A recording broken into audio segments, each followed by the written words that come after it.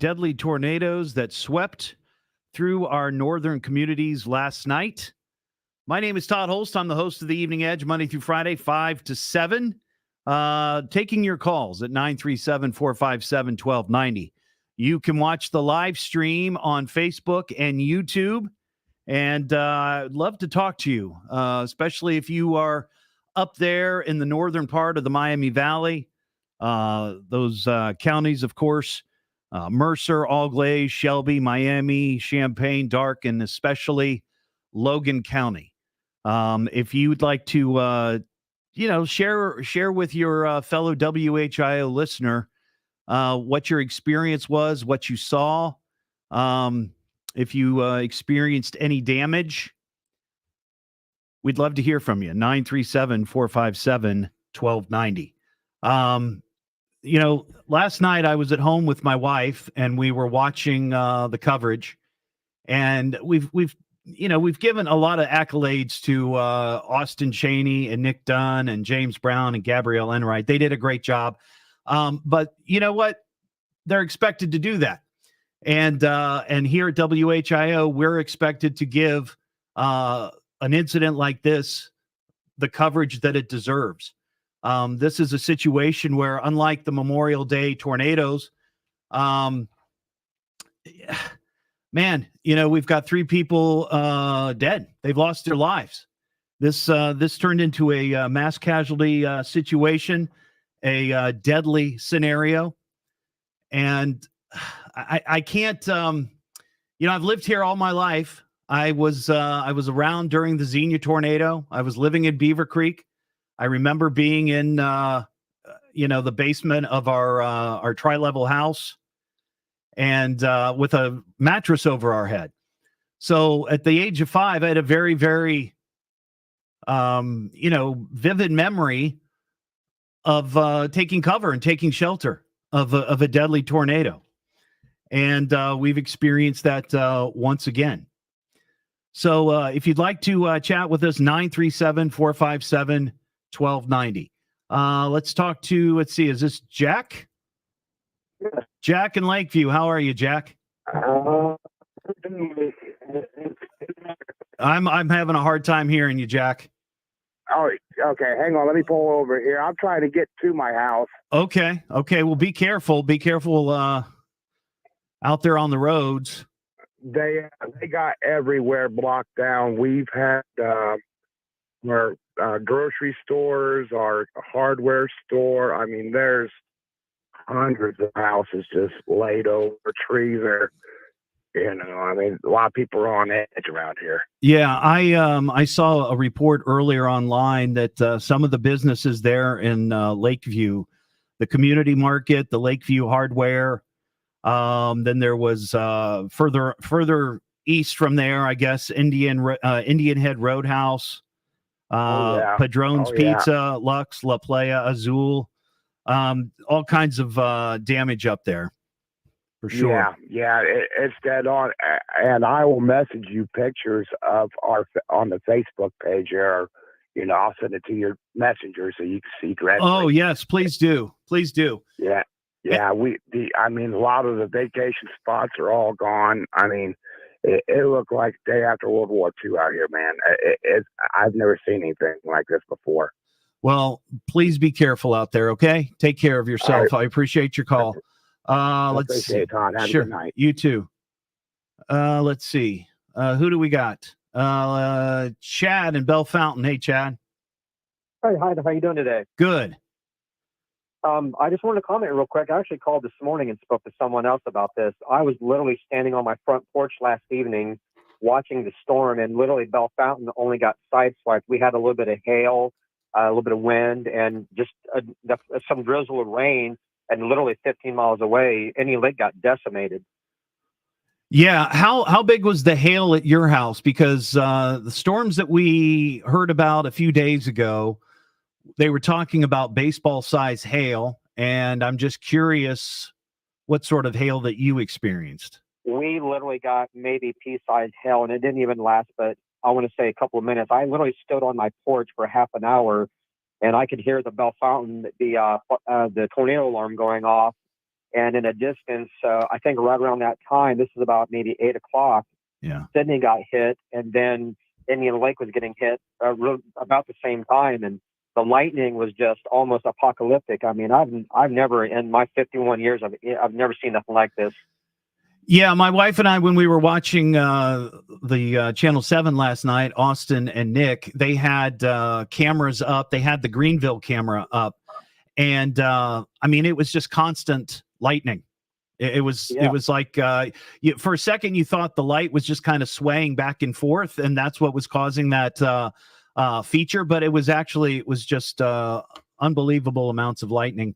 I haven't heard how many lightning strikes, because of course they can detect that, but I'm guessing it was probably in the tens of thousands for sure. Oh, it had broken a record. And just real quick before I go, Sure.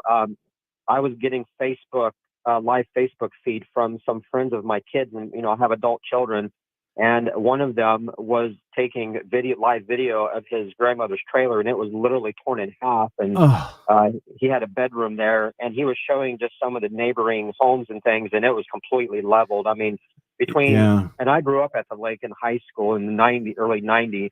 And the location where I lived, which is it used to be Antonio, is all the way into Lakeview. That stretch, the whole trailer park is decimated. It's gone. I mean, there's nothing left. Yeah, the thing that I was thinking about last night when we were seeing some of those early pictures from those areas is just how, and it may not come to your mind immediately when you experience something like that, and you're looking at your home and it's destroyed, or a portion of it is destroyed, just how incredibly exposed you feel.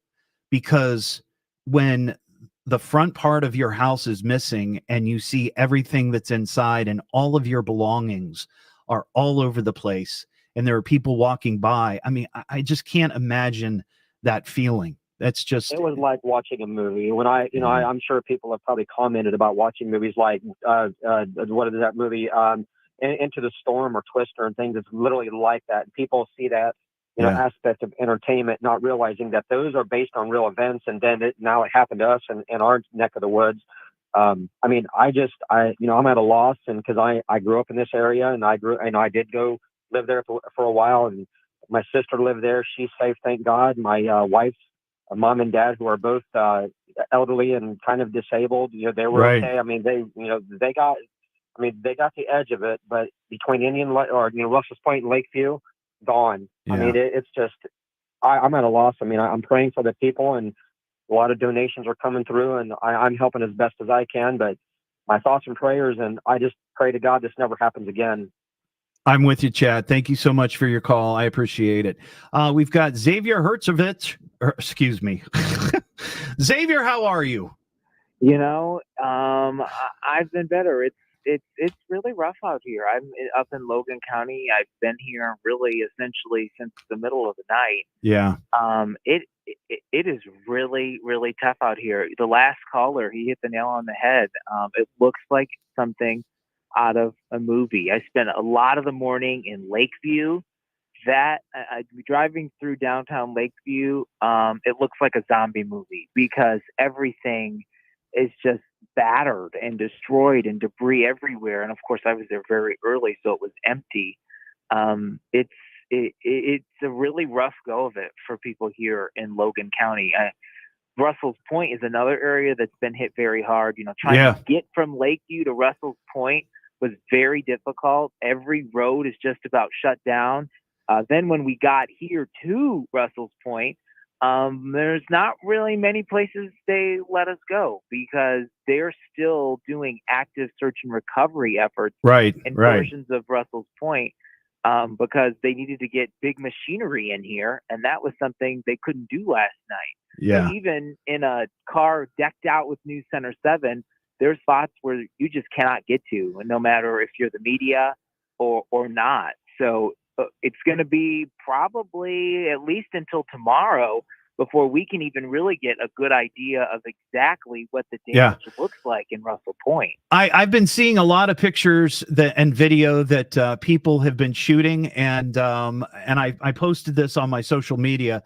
while we appreciate those videos and we like seeing those pictures, or not like, but we appreciate seeing that sort of coverage, for the people that are up there, please be very careful if you're going out there shooting video and shooting pictures.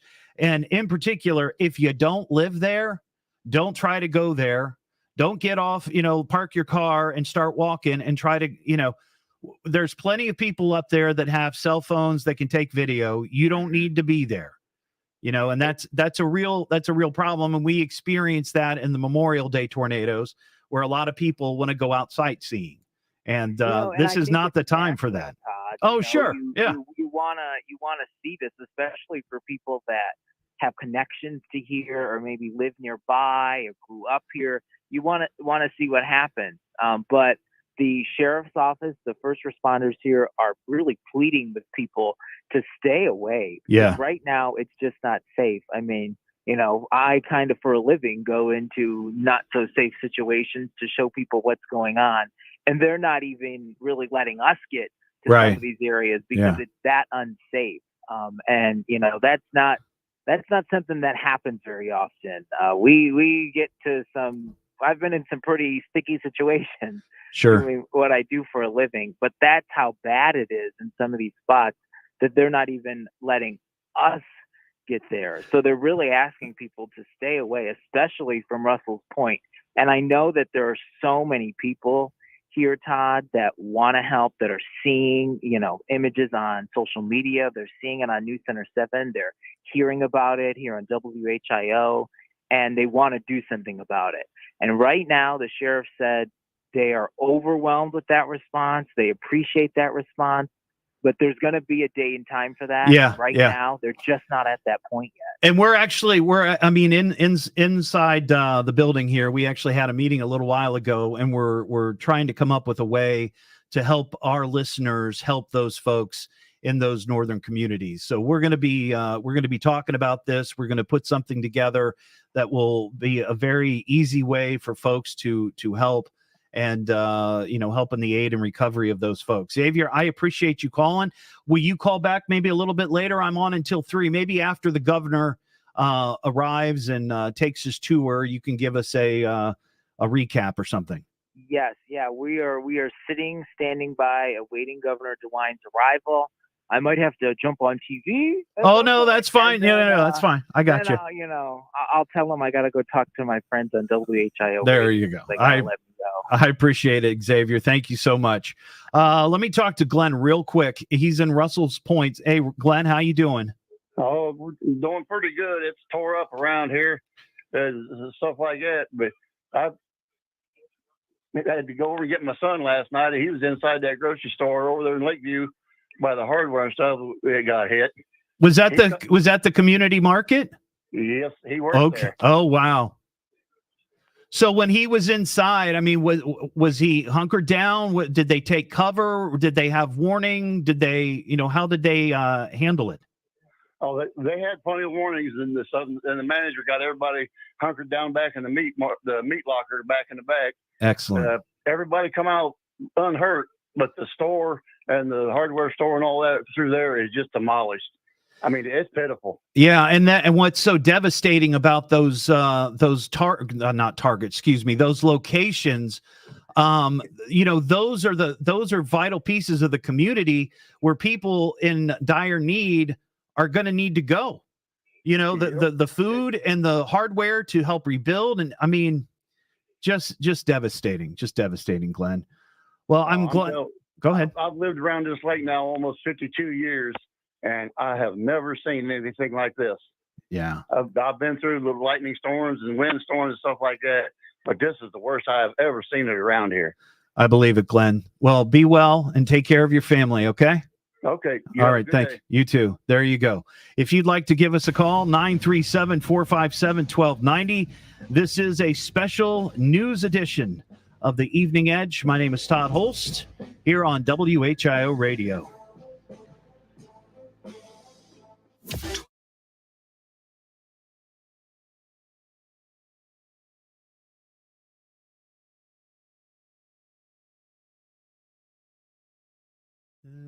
Okay.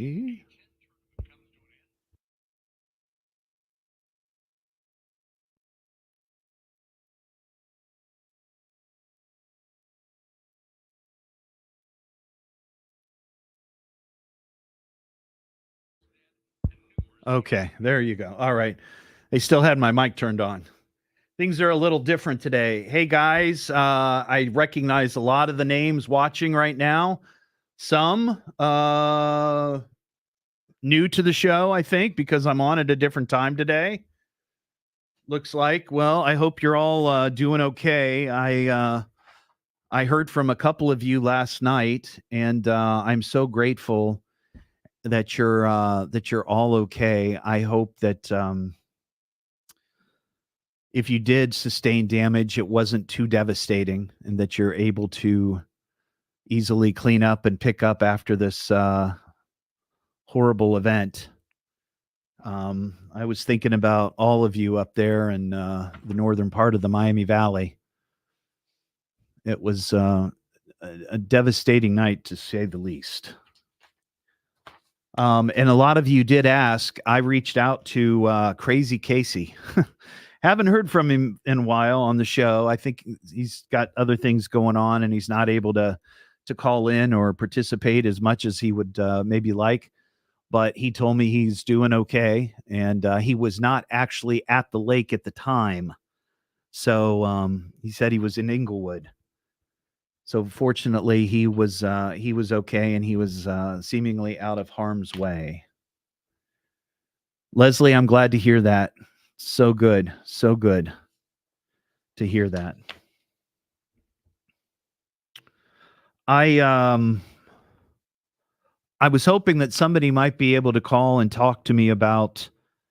Apparently, somebody shared a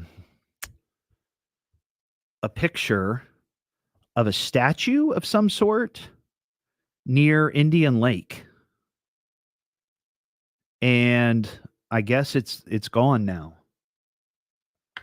Maybe somebody can give me a call if you know what I'm talking about. I'm going to talk about it here in a couple of minutes, but maybe somebody knows.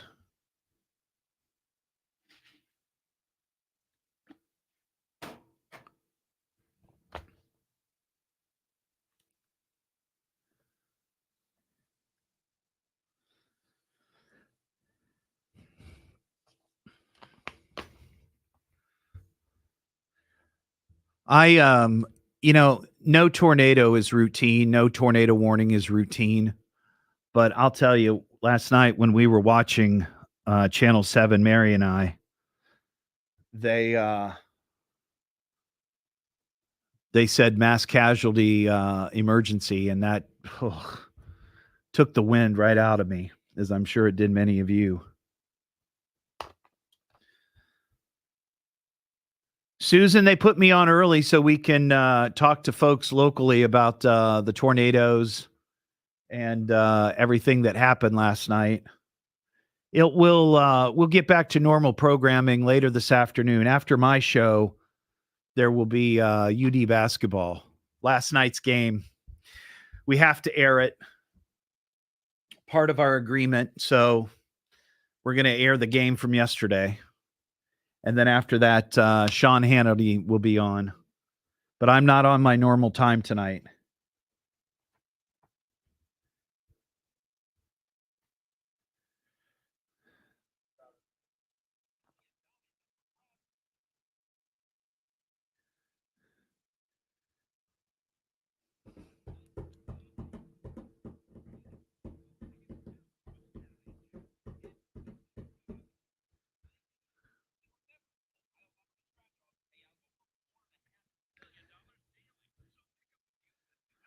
Ryan, I had it custom made. I bought it from somebody in China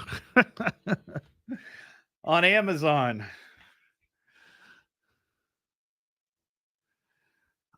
I don't know if they still sell them. It took me about 2 months to get it back, but crazy.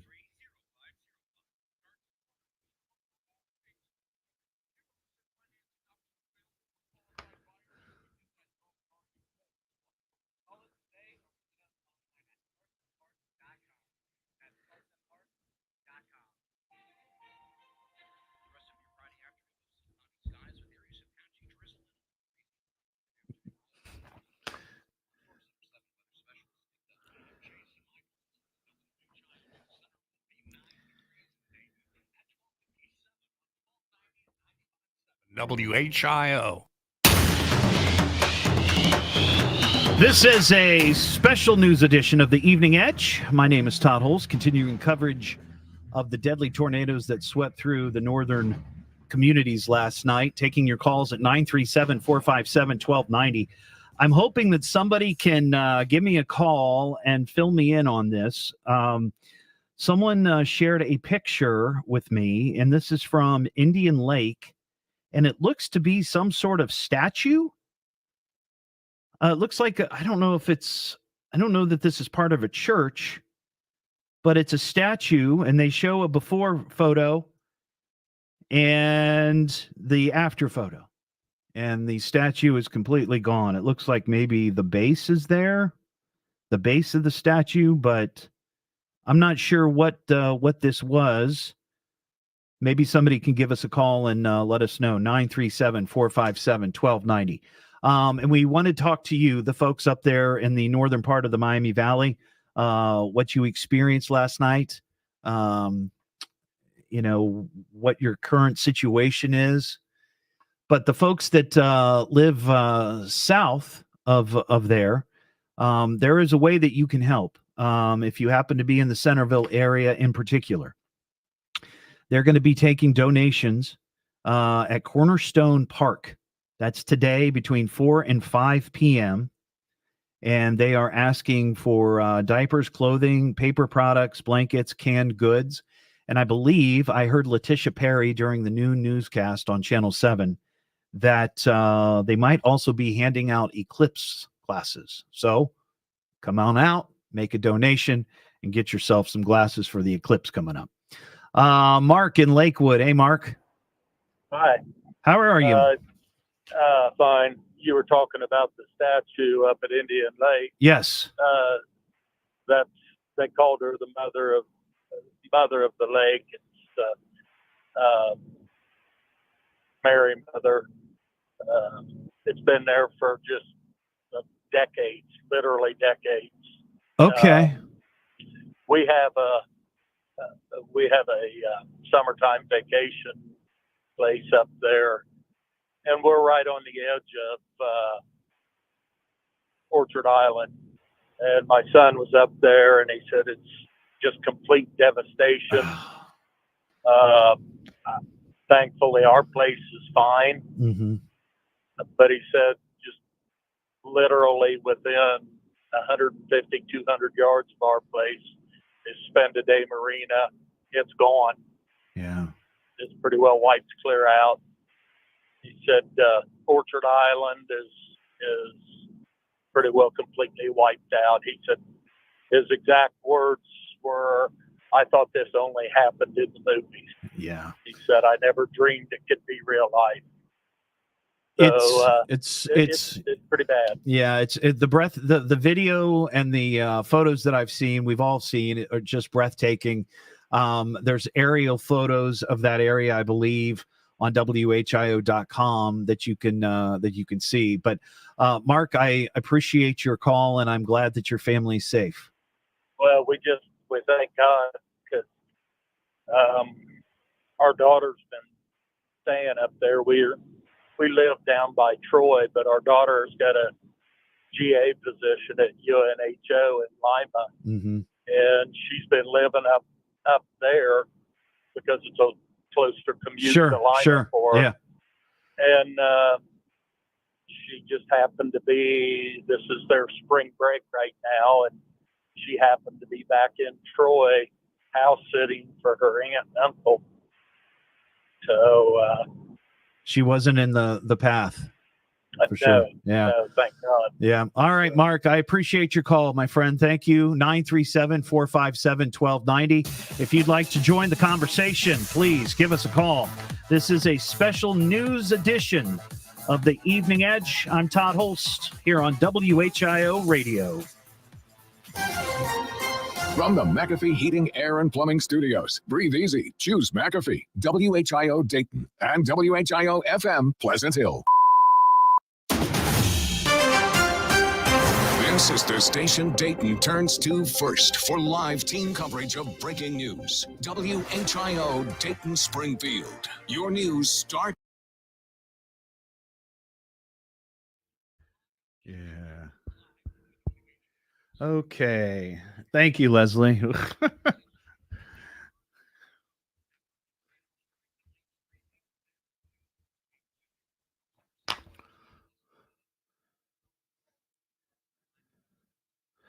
Somebody sent me some more information about.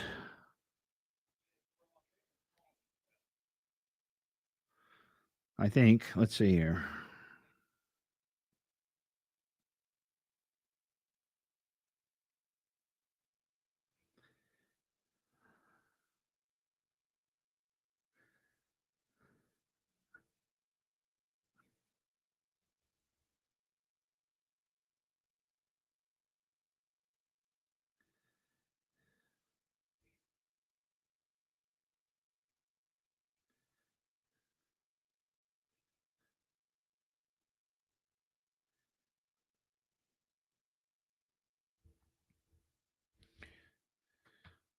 I'll be right back. I got to run next door.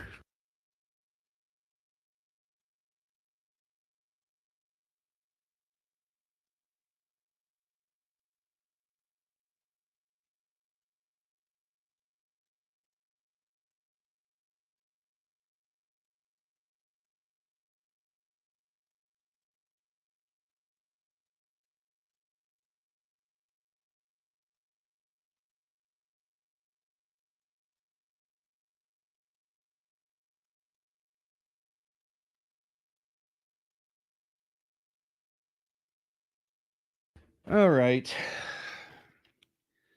That was a traffic report. Somebody sent me a message on, so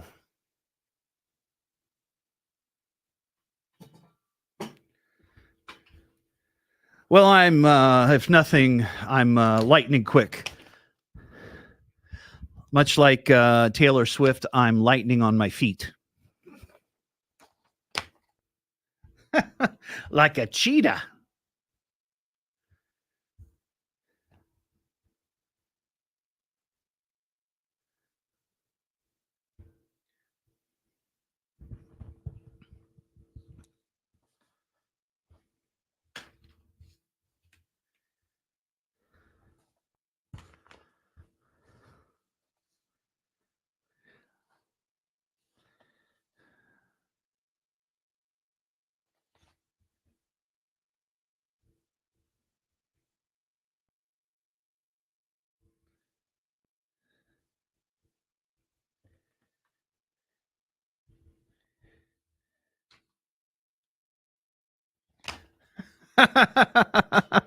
I knew you do. I know you do, Susan. Or a sloth. That's more like it. I'm moving.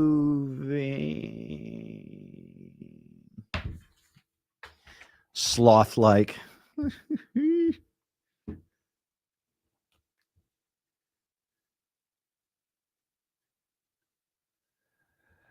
Take care, Ryan. Thanks for popping in.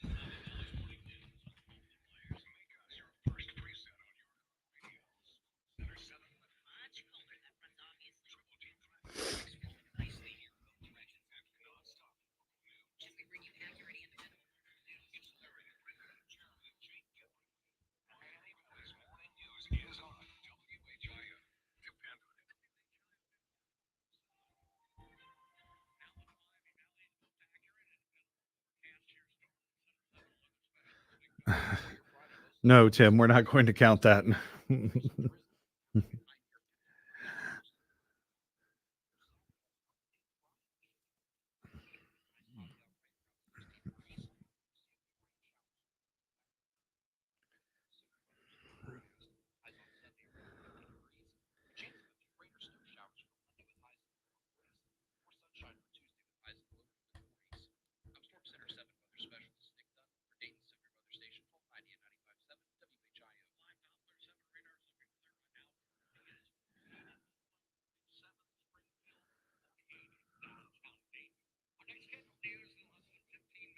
And immediately when it breaks, Jason Michaels, 1290 and 95.7 WHIO, Dayton's News and Talk depend on it. If news breaks, we break in anytime. Now back to America's most powerful talk lineup, WHIO. This is a special news edition of the Evening Edge. Continuing coverage of the deadly tornadoes that swept through our northern communities last night. My name is Todd Hollst. Usually hear my show 5 to 7, Monday through Friday, but not today. I'm on until 3. Taking your calls at 937-457-1290. Would love to hear from folks up in the northern part of the Miami Valley, what you saw, what you experienced, if your property sustained any damage. We know that, sadly, 3 people have lost their lives, and hopefully that number goes no higher. But we also know that there have been many severe injuries. So we will keep tabs on that. Also, Governor DeWine was expected to arrive in the area up there to tour the Indian Lake, Russell's Point area in Logan County. And I don't know if he's going to be doing a live press conference now or later, but at some point we are going to carry it for sure. But we would like to hear from you, 937-457-1290. Tammy at Indian Lake. Hi, Tammy. Hey, Todd, how are you? I'm doing okay. How are you this morning or this afternoon? Well, I live about 5 miles area, and I'm still shook up, even though we didn't sustain any damage where we are. Yeah. But I live of 33. I could see 33 right now. And the shrine that you were talking about is called Our Lady of Fatima. Okay. And it's Oh, I'm sorry. Go ahead. I'm sorry. I'm here. You hear something in the background? Yes, I do. Yeah, I do too. I don't know what it is. There's something in the background. I don't either. Yeah. But it's associated with the, there's a Catholic church there. It's called St. Mary of the Woods. Okay. And yes, that statue stood as you took your boat past up to this bridge and then went under the bridge. But it looks like it's gone. But the problem up there, we used to have a cottage up there. Okay. And the problem is, for people that are not familiar with that area, there are many, many mobile homes up there and many campers. Yeah. And so that's why the damage is so bad. But it wasn't just Lakeview. It was also Orchard Island. That's where our cottage used to be. There's a marina there. And I haven't seen it personally, but I understand also that there's boats everywhere. Yeah, I've seen videos and pictures of capsized boats. Not in the lake, by the way. These are like they've been taken off the lake and then because dropped. There's a boat company that stores boats. Of course, people haven't gotten their boats out yet. It's only March, right? Right. They're all over the place in storage. And like last night, though, from where we live, all night long, I heard sirens going up and down 33. Police, ambulances, and today I've seen several utility trucks with the bucket trucks going up and down 33, as well as excavation equipment, because when I listened to the sheriff's press conference, they said that they were still looking for potential deceased because they have to go house to house. But that's right. Yeah. That area up there, Todd, is so congested. I mean, the land is so, because everybody wants to be around the lake, right? Yeah. So all the mobile homes up there and the campers, so forth, even the smaller cottages, because that area is very old. It used to be it was called the $1 Million Playground. And back in the 30s, they had this huge shell-shaped bandstand. Right. And they had groups like Jimmy Dorsey and Glenn Miller. Yeah. The big bands would come up there to play. It was called Ohio's $1 Million Playground. And so a lot of the homes are very small. And some of them are what we call fisherman shacks. They are not set on foundations necessarily. They're set on wood, 2x4s and so forth. Right. Because they were just shacks for fishermen back in the day. Yeah. So a tornado is just going to pick those up like Tinker Toys. Yes, and that's why the area is so devastated. But I do want to put out there also, from what I've read, that they want the donations taken to Indian Lake High School.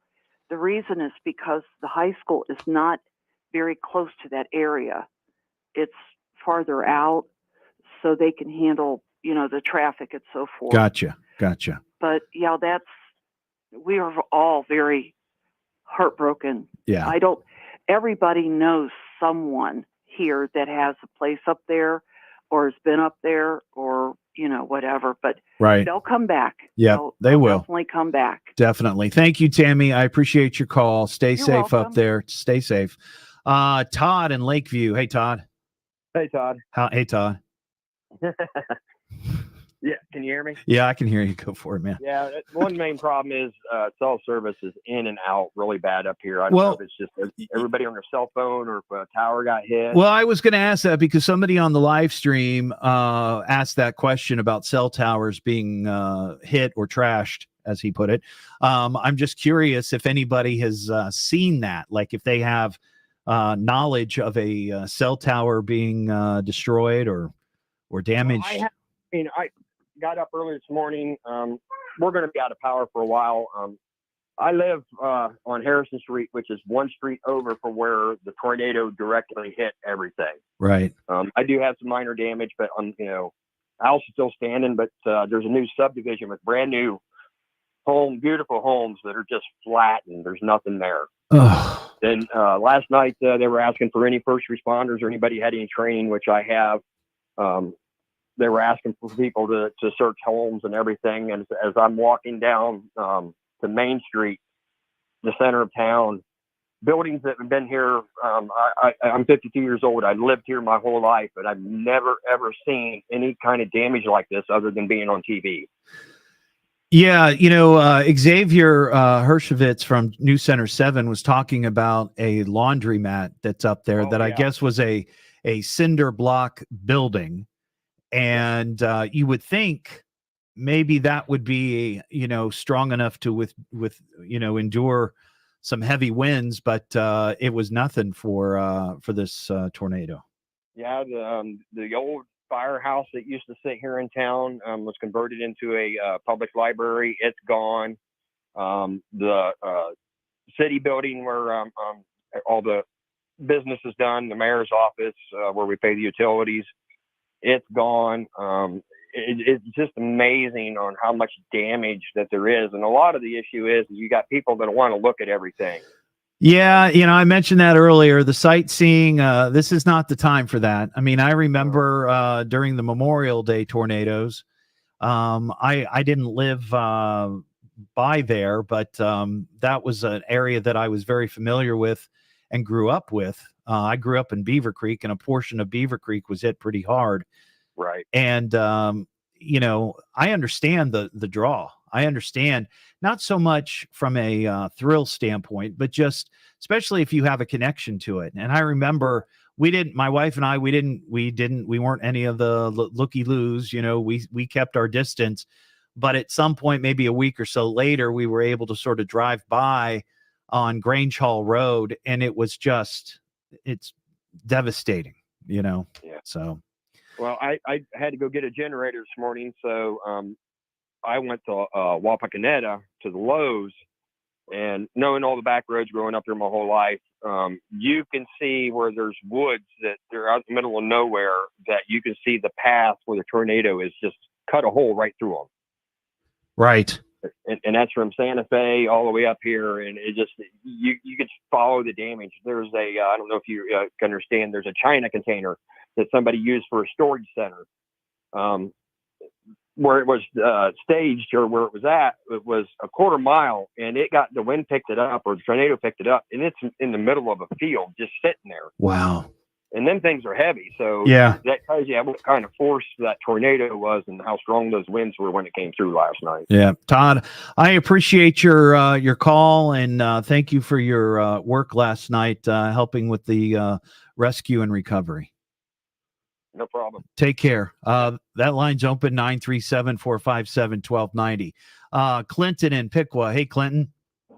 Well, good afternoon, Todd. That's something I never thought I would I'd say, and it's a heck of a night last night. We went out to Covington this morning, check on, my dad's got some property out there. We went and checked on the barn. The barn's okay and stuff, but I sent you some video, some pictures of some of the damage out there, like on Range Line, and it was just incredible seeing, some of those houses just got flattened. Yeah. It's unreal, the power. I mean, weather does not make me nervous, and being here in Piqua last night, as I saw that thing just getting closer and closer, I actually got, for the first time in my life, weather made me, I was real nervous last night. I had to shuffle everybody into the basement here. And yeah. Well, thank God you had the warning. You had plenty of warning, and that's what, right now, nobody said it yet. I don't think that I've heard, but Austin and Nick did an incredible job last night. They probably saved some lives last night.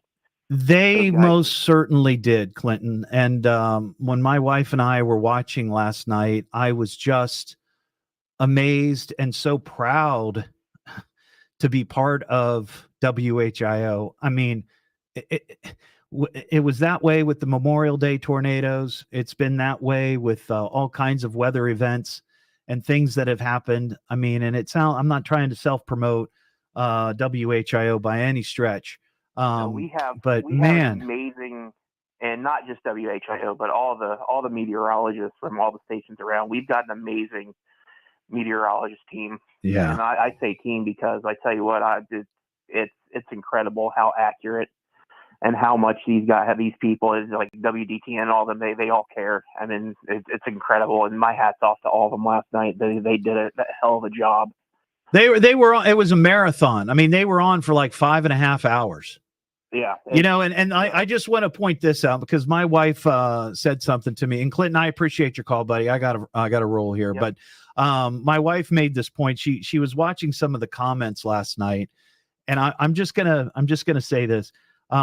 People were complaining because they thought that James Brown or Gabrielle Enright were interrupting Austin and Nick. It's called giving them a breather. Okay. So when they're on the air talking nonstop for 45 minutes, every once in a while, it's nice to not have to talk for a second so you can catch your breath. So that's just a little behind the scenes fact. So, they did an amazing job. And speaking of which, we got Nick Dunn coming up here in a few moments. He's on hold. We're going to speak to him on the special news edition of the Evening Edge. 1290 and 95.7 WHIO, Dayton's new.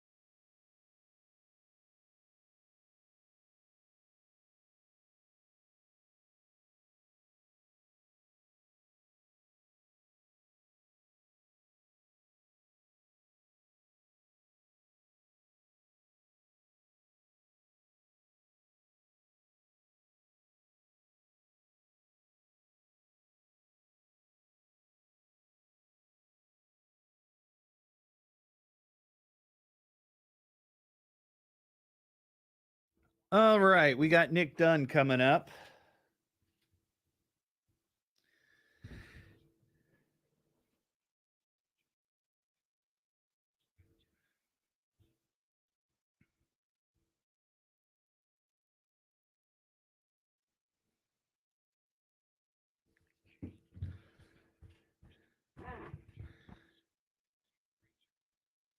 Yeah, Bill, Xavier's doing an amazing job.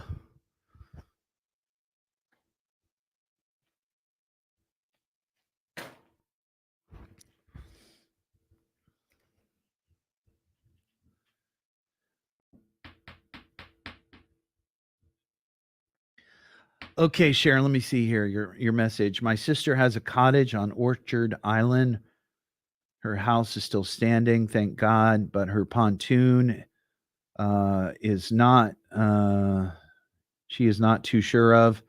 Top of the roof where she has her boat is gone. My cousin has a house on Orchard Island. Her house is only 2 years old and was just recently purchased it. As the roof is gone. Hey, Mike. Let's see.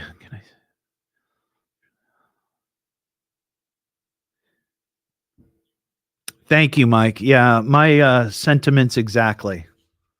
They were just the best. Just the best.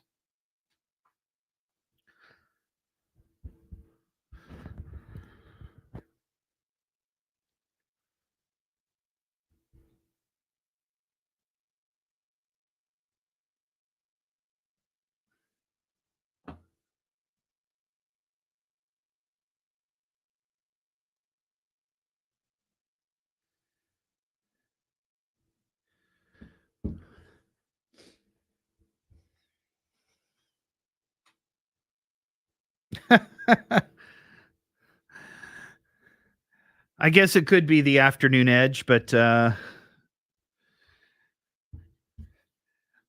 just kept it that not to confuse myself, honestly.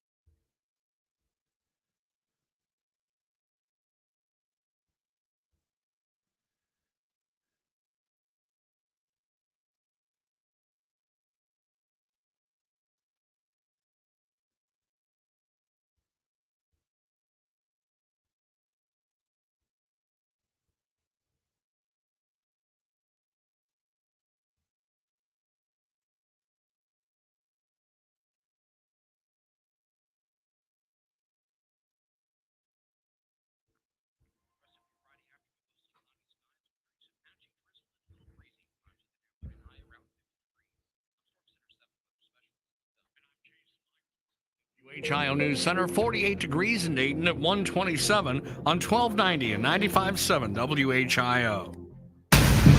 This is a special news edition of the Evening Edge, continuing coverage of the deadly tornadoes that swept through our northern communities last night. And joining me, by the way, my name's Todd Hollst. I host the Evening Edge from 5 to 7. Usually not on at this time, but I am today. Joining me on the phone is weather specialist Nick Dunn from News Center 7, Storm Center 7. Nick, how are you?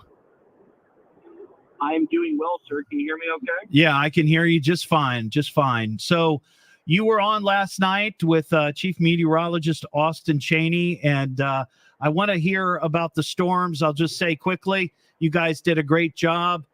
People have been saying that, so props to you. But let's talk about this storm. Let's talk about where it began, how it began, the whole deal. Yeah, so obviously yesterday, early afternoon, we had a pretty gusty line of storms roll through. You know, nothing memorable. You know, some lightning, some heavy rain, and then not long after that, yeah. I guess we lost him, and this is the spotty cell coverage that we're talking. Oh, he might be back. Nick, are you there? Yeah, can you still hear me? Yeah, I'll tell you what. Can you do me a favor? because I'm up against the news here. Can you either hold on or call me back? We're going to go to the news with Jason Michaels. Yep, I will hold right here with you. Okay, great. Hang on the line. I want to hear it because we talked about this in the hallway earlier when I saw him. He's going to talk about how this storm began, the track that it took, the whole deal from beginning to end. And I think you're going to find this terribly fascinating. And I don't want to have to cut him off because of news. So go ahead. Let's go to the news here. And we'll be right back with weather specialist Nick Dunn from Storm Center 7. This is a special news edition of the Evening Edge on WHIO Radio.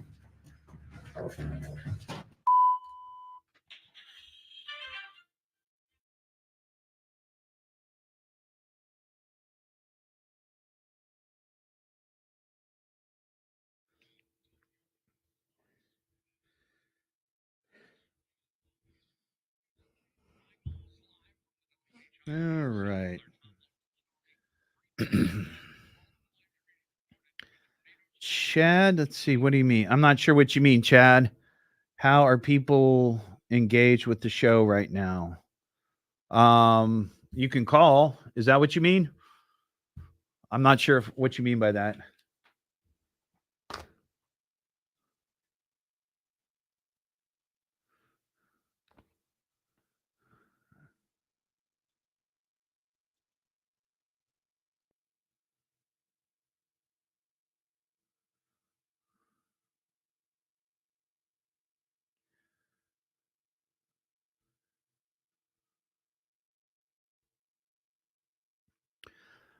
All right.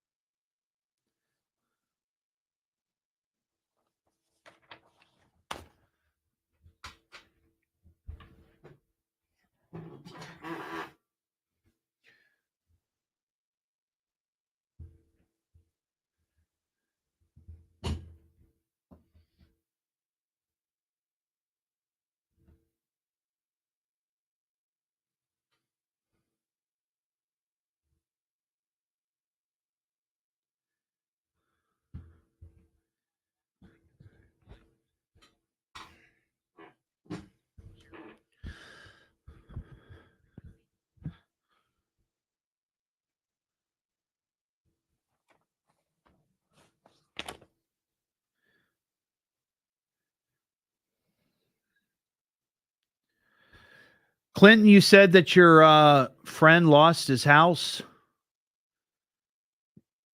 That is just awful.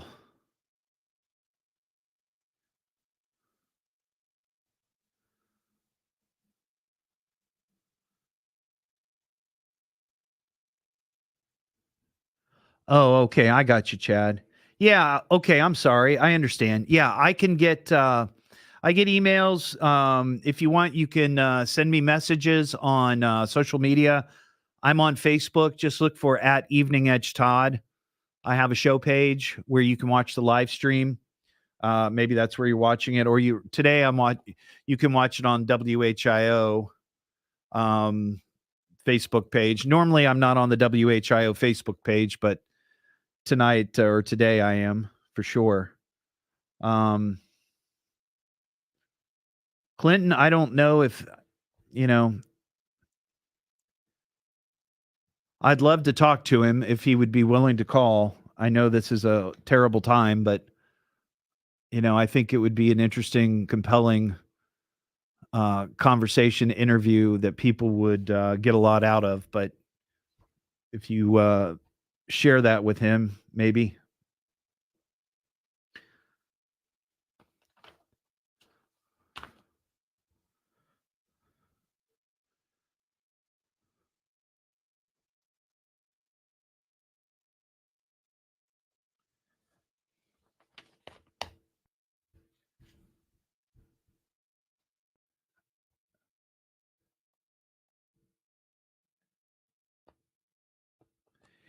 Yeah, I don't know. It could be a number of days before they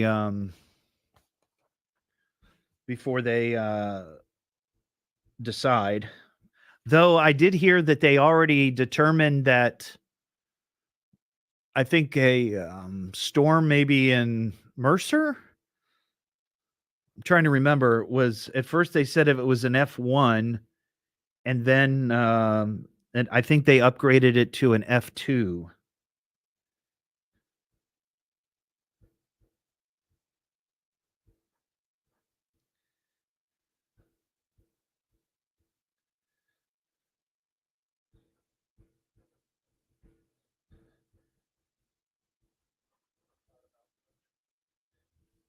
Yeah, Clinton, that's what I heard them say last night on News Center 7.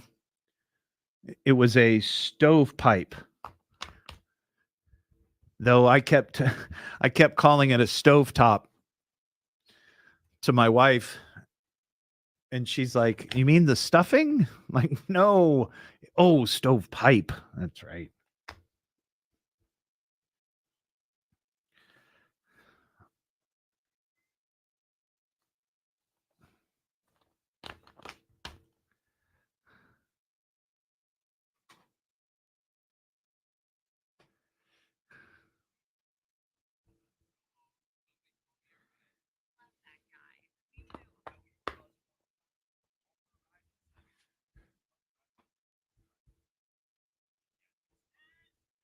If news breaks, we break in anytime.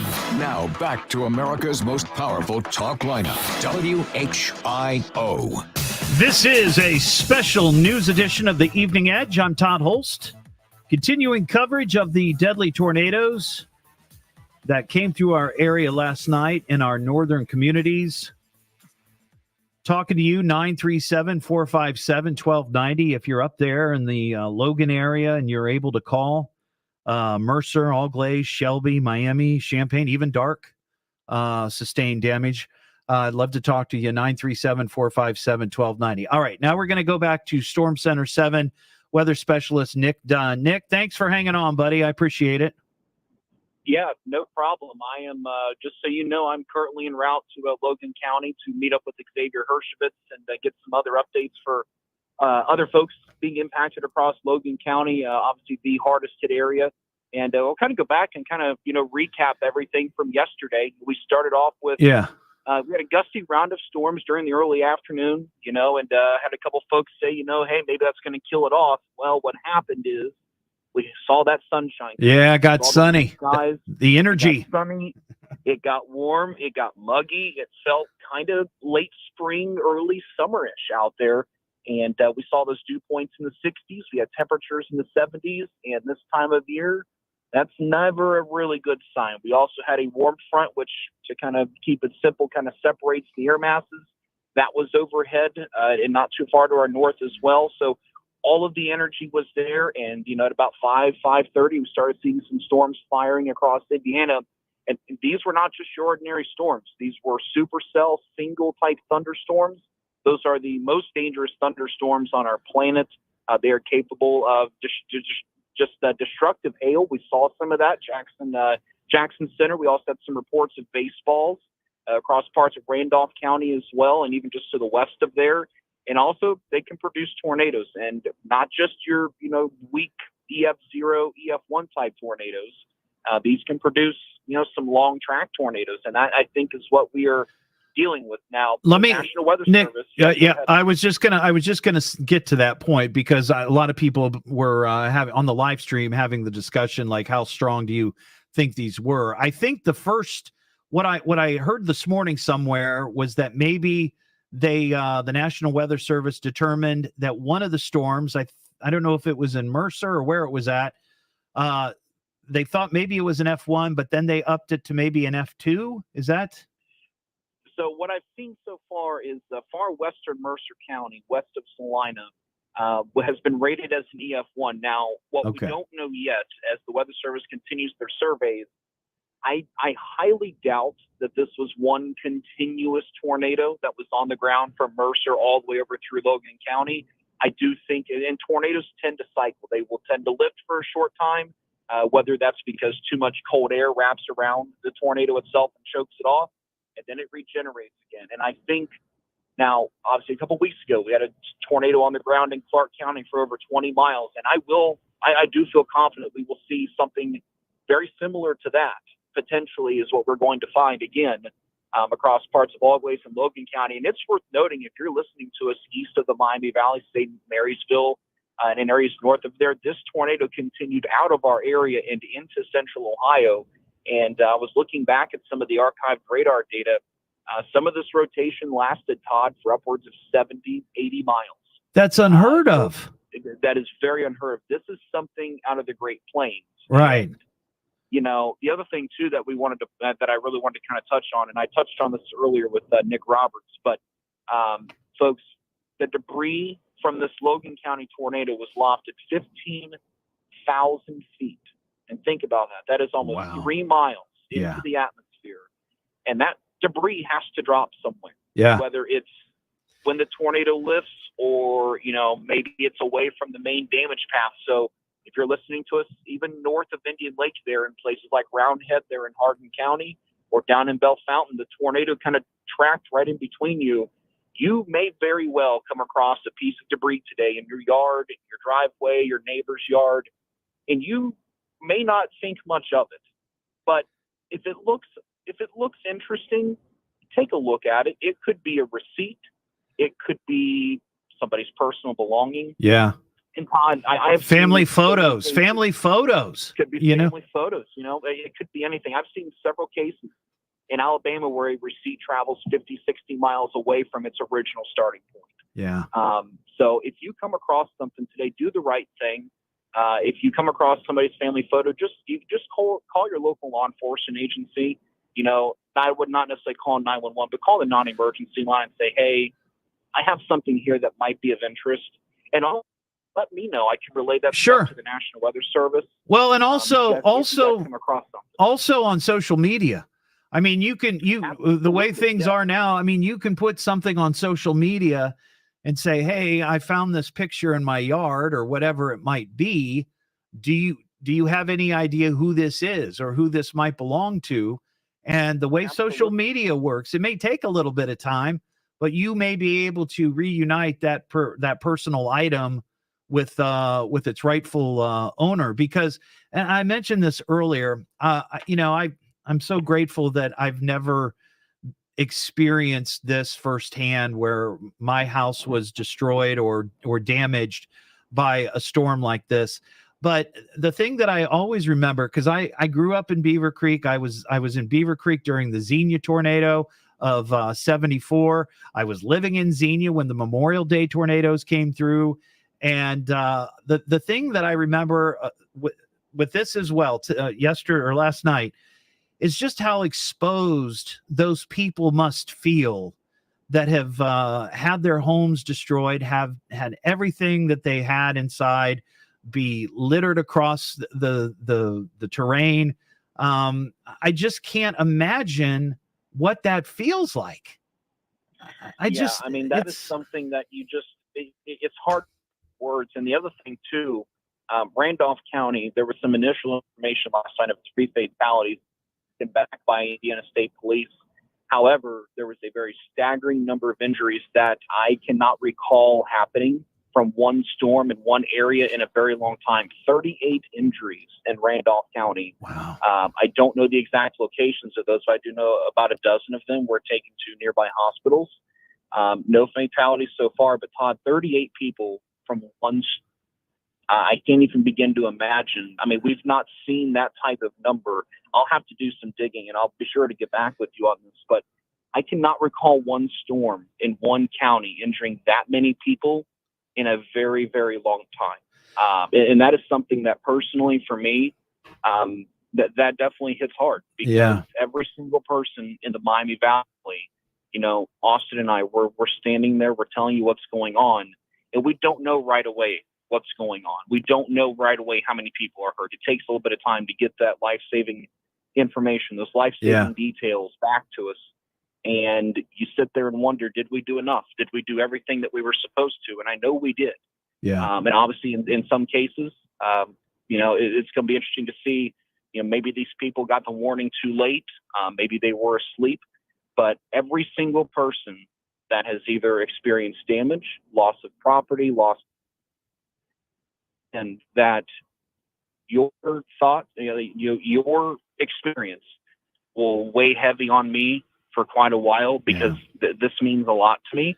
And whether you live in Randolph County, or you live in Montgomery County in the heart of the Miami Valley, or you live up in Logan County, or any of our counties, every single one of you mean a lot to me. And so all of the kind messages, all of the support, all of your information, and even through last night, I was talking with some of you live, sending me those reports.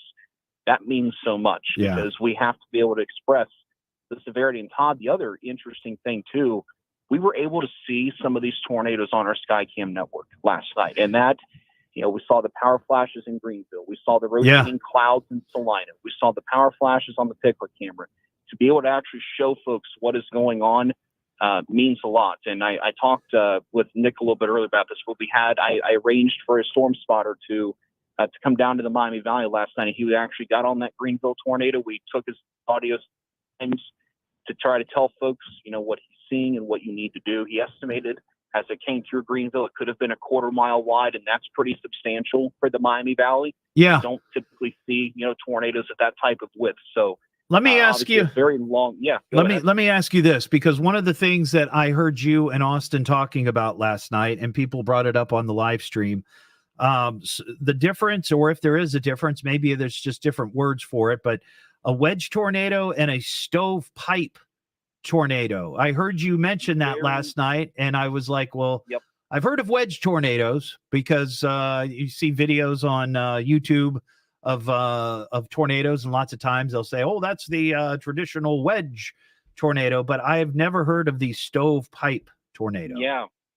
So a couple of different kind of classifications, where you're used to seeing you may see some rope type tornadoes. They're real skinny. Sometimes they can, sliver around like a snake in the sky. Right. Then you start to get to stovepipe. And what that is in reference to, think of your main water line outside your house. It is a straight line underground. It's thick. It doesn't change shape. It doesn't change diameter, but it's very, it's very rounded and obviously very cylinderish, but you just think about a thick pipe. Right. Underground. Yeah. And that is exactly the type of tornado that was being described last night. I saw that from the Weather Service in Indianapolis for our friends in Randolph County, and mentally I'm thinking, that is not good. When we see that type of language, obviously we elevate our tone a little bit, because those type of tornadoes, and obviously any tornado can cause loss of life, but you start getting to stovepipe and wedge, that's where you really start to see the obliteration of homes, the flattening of homes and businesses, the mobile homes that have been tossed. And then we get to wedge tornadoes. Those are your very wide tornadoes, and they are wider at the base than they are at the actual cloud base. And so your debris field is obviously much wider in those wedge type tornadoes. And so those obviously are rather rare, and stovepipes can even be rather rare for us. But I will say that based on some of the damage that we have seen so far, this is something that, our friends in Trotwood are very, they know what this is like. Right. Those of us that are, in the river state, in the Beaver Creek area, we know what this is like. We have been through this not that long ago. I used to think that, this was a once in a career type thing, going back to 2019. Yeah. Well, history has repeated itself to 5 years later. And what's also interesting too, in Wapakoneta, last year on March 31st, going into the overnight hours of April, March 31st into April 1st, they had an EF1 tornado in Wapakoneta, and now they get hit again. Yeah. There is just something, and obviously the Bell Fountain Ridge, there's some research into that, can sometimes drive, based on elevation, can drive different things in different parts of storms and whatnot. But obviously, Todd, this is something that's going to go down in history for quite a long time. So I know that the National Weather Service, they're out there right now, and it's going to be a day or two, maybe more, before they can really determine how many tornadoes there were confirmed, and secondly, how strong these were on the Fujita scale. And I'd be curious, not to, I don't want to put you on the spot like, oh, take a guess. It's not a contest. I get that. But I know just a little bit that I know about tornadoes that is when you see an F5, like what went through Xenia back in 74, that just like shears everything off the surface of the planet. I mean, everything just goes, it tears up streets, it tears up foundations, it tears up, soil, all that. It just like strips everything. I don't see that in the videos that I saw or pictures necessarily. So I'm thinking that this is probably going to be maybe an F3. Definitely, I think an F3 from what I've seen. Maybe an F4, but I'm thinking more F3. What are your thoughts? So my thoughts, so we go back to the F4 in Trotwood, and on the Memorial Day of 2019, there were some cinder block type buildings that were completely flattened. And Xavier Hershovitz described this morning a laundromat. Yeah. That he described it as Legos falling over it, which is completely flattened. Yeah. Now, keep in mind, when the Weather Service goes out to do these surveys, they look for damage indicators. Well, obviously, a mobile home that has been flipped and tossed is not the same damage indicator as a partial roof lifted off of a well-built, sturdy home. So, and I think that sometimes some folks may, kind of get, wow, that mobile home was lifted and thrown a quarter mile away. Must have been not necessarily, because obviously lighter, and obviously they offer great affordable housing for folks. And I obviously, one of the things that angers me a bit is some of these mobile home communities do not have mandatory shelters in their parks. So that angers me a little bit. But to go back to your rating question, I would definitely think we are looking at a bare minimum in EF2, most likely in EF3, and at worst an EF4. Okay. Again, that's obviously pure speculation. I don't think this is going to be a 5, just because obviously when you get to EF5, you start seeing the debarking of trees is pretty much completed. And I've not seen that. At least on most of the videos that I've seen so far. I also have not seen chunks of pavement ripped off of roads. I have not seen and anything that would suggest, because when you get tornadoes up to that speed, as it crosses a road, you start to see chunks of pavement can be lifted up, not necessarily completely removed, but you can see, chunks of pavement lifted up. The debarking process of trees is complete. You can have a well-built, and not just your old-fashioned 1950s well-built, but even a well-built modern-day structure completely flattened. You start seeing things like water towers, not just completely fallen over, but the steel bolts that they're attached to completely sheared off. Nick, I hate to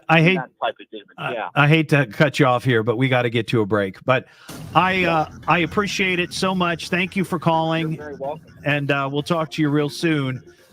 We've got more coverage of the tornadoes that swept through the northern part of the Miami Valley. This is a special news edition of the Evening Edge on WHIO.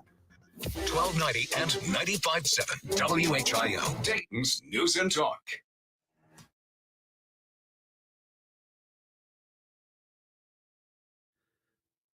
Oh, right. Hello. Okay. Just making sure that my mic is off in the on the air. The question, Clinton. Yes. Hey, Rob, how you doing? Yeah, I don't know when he's going to be speaking. I believe he was supposed to be up there at 1:00. I've not seen anything yet on Channel 7 that they're carrying it live.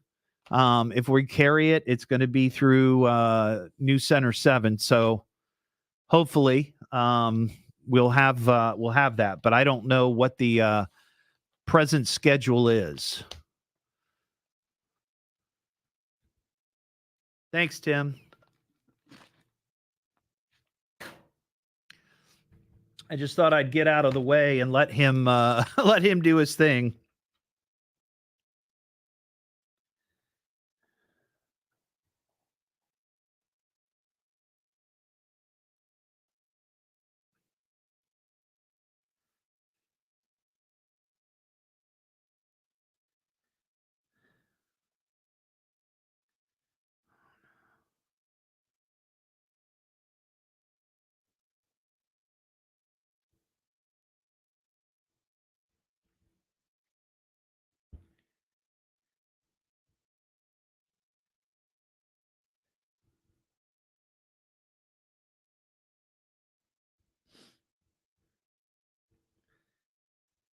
Hey, I just got a message from Crazy Casey.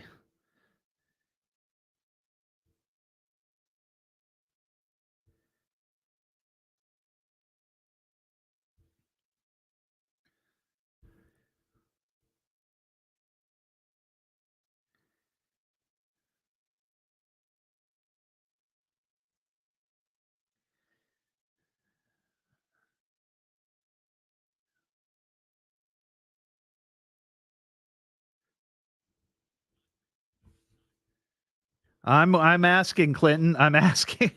I'm asking. He's typing as we speak.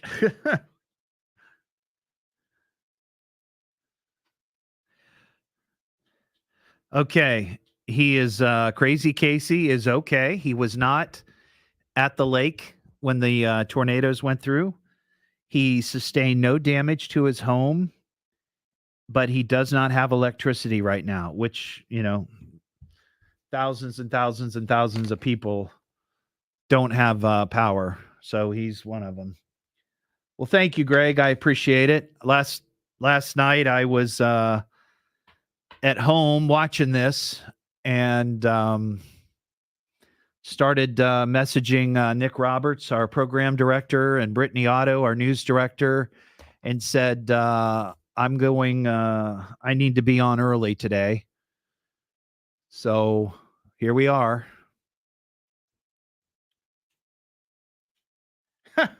I know, Clinton. Look, I can only tell you as quickly as he types. What do you want from me, man?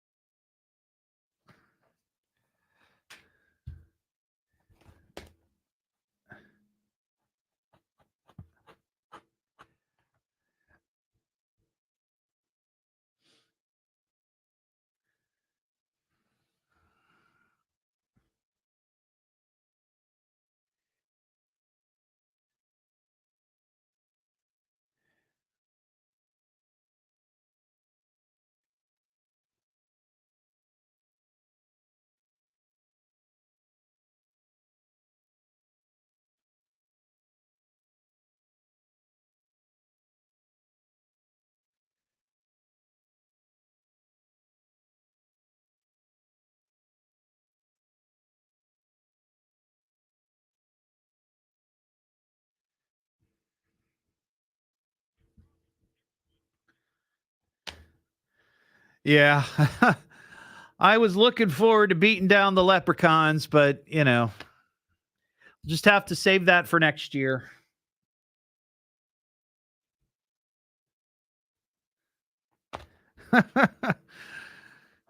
I wish I was psychic. Or rather, I wish I had X-ray vision. That'd be cool.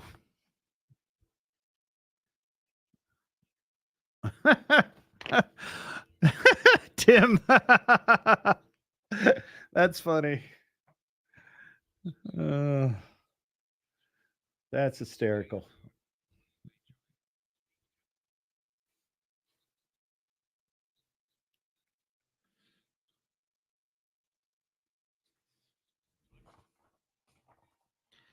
The rest of your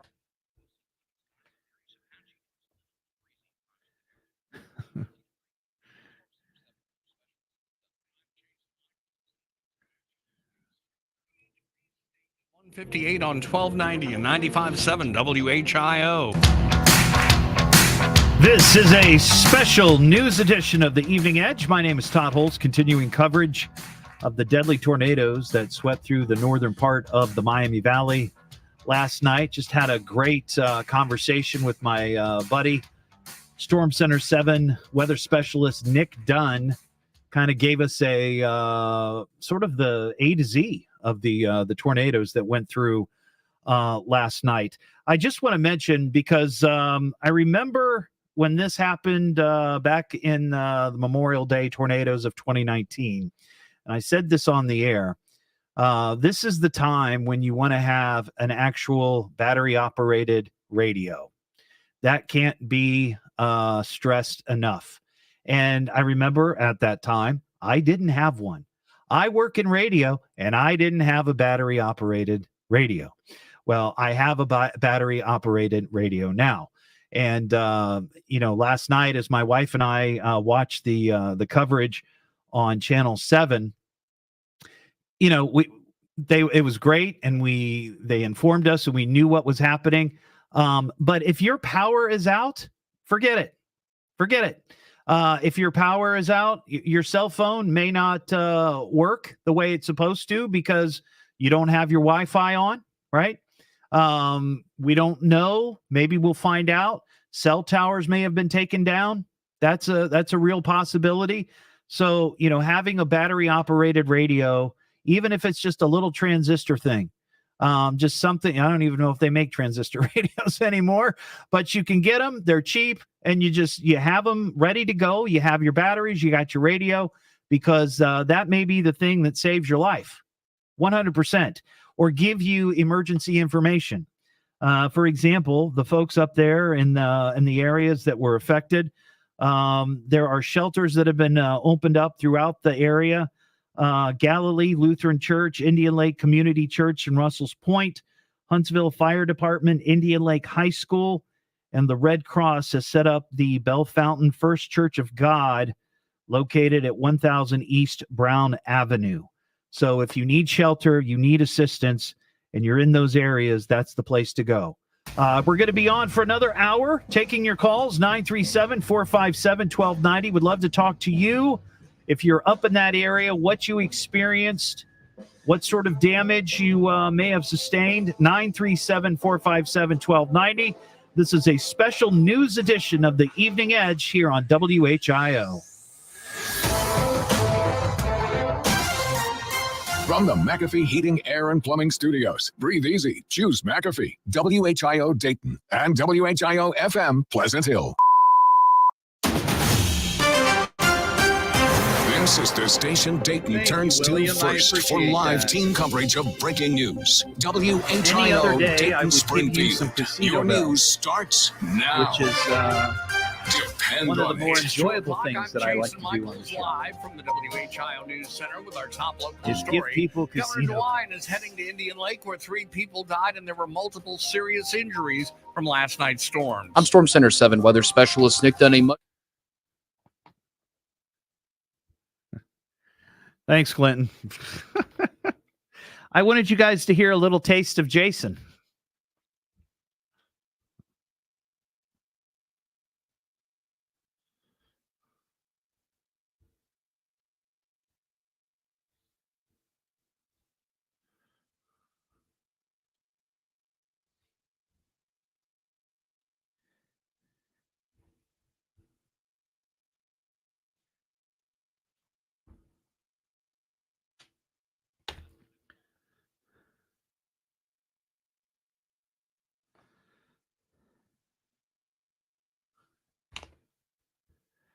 Curious to know if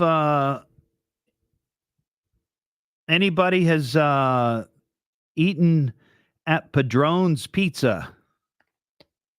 And I wonder how much damage they sustained. That was on a story that I saw that it was hit. I'd be curious to know how much.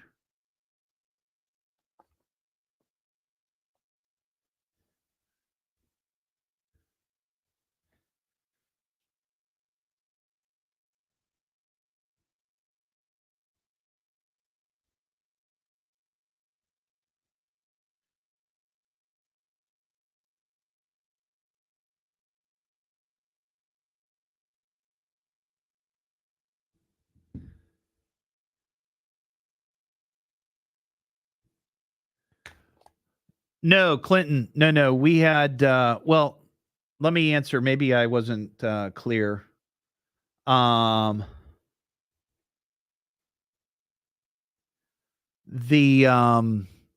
UD game that was played last night was not aired on WHIO because we were in tornado coverage. We were simulcasting Channel 7. But, I mean, just candidly, because of our contractual obligation, we have to air the game because of all the commercials that are part of the game. So they're going to run the game coming up at 3:00.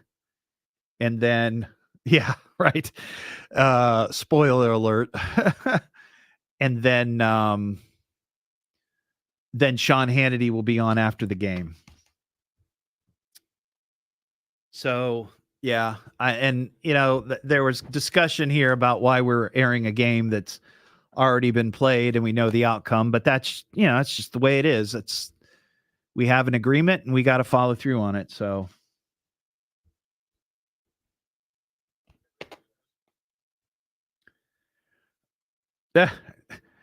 Tim, I think today is going to be solely tornado coverage for sure.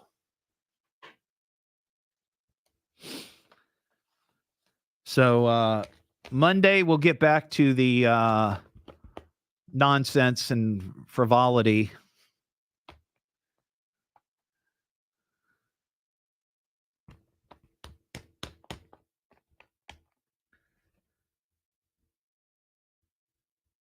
I could beat down the leprechaun on Monday.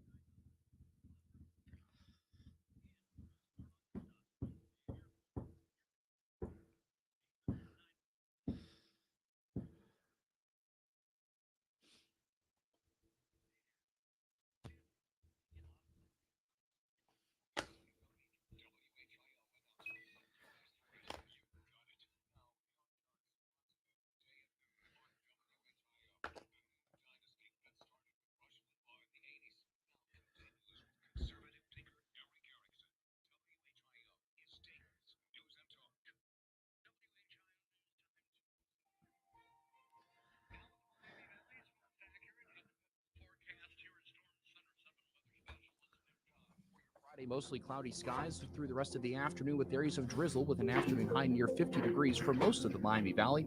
For your Saturday, we'll start the day dry. We should even see some sunshine with highs topping out right around 60 degrees. We do see a few rain showers overnight Saturday. Sorry, I accidentally turned the button on a little early. Forgive me.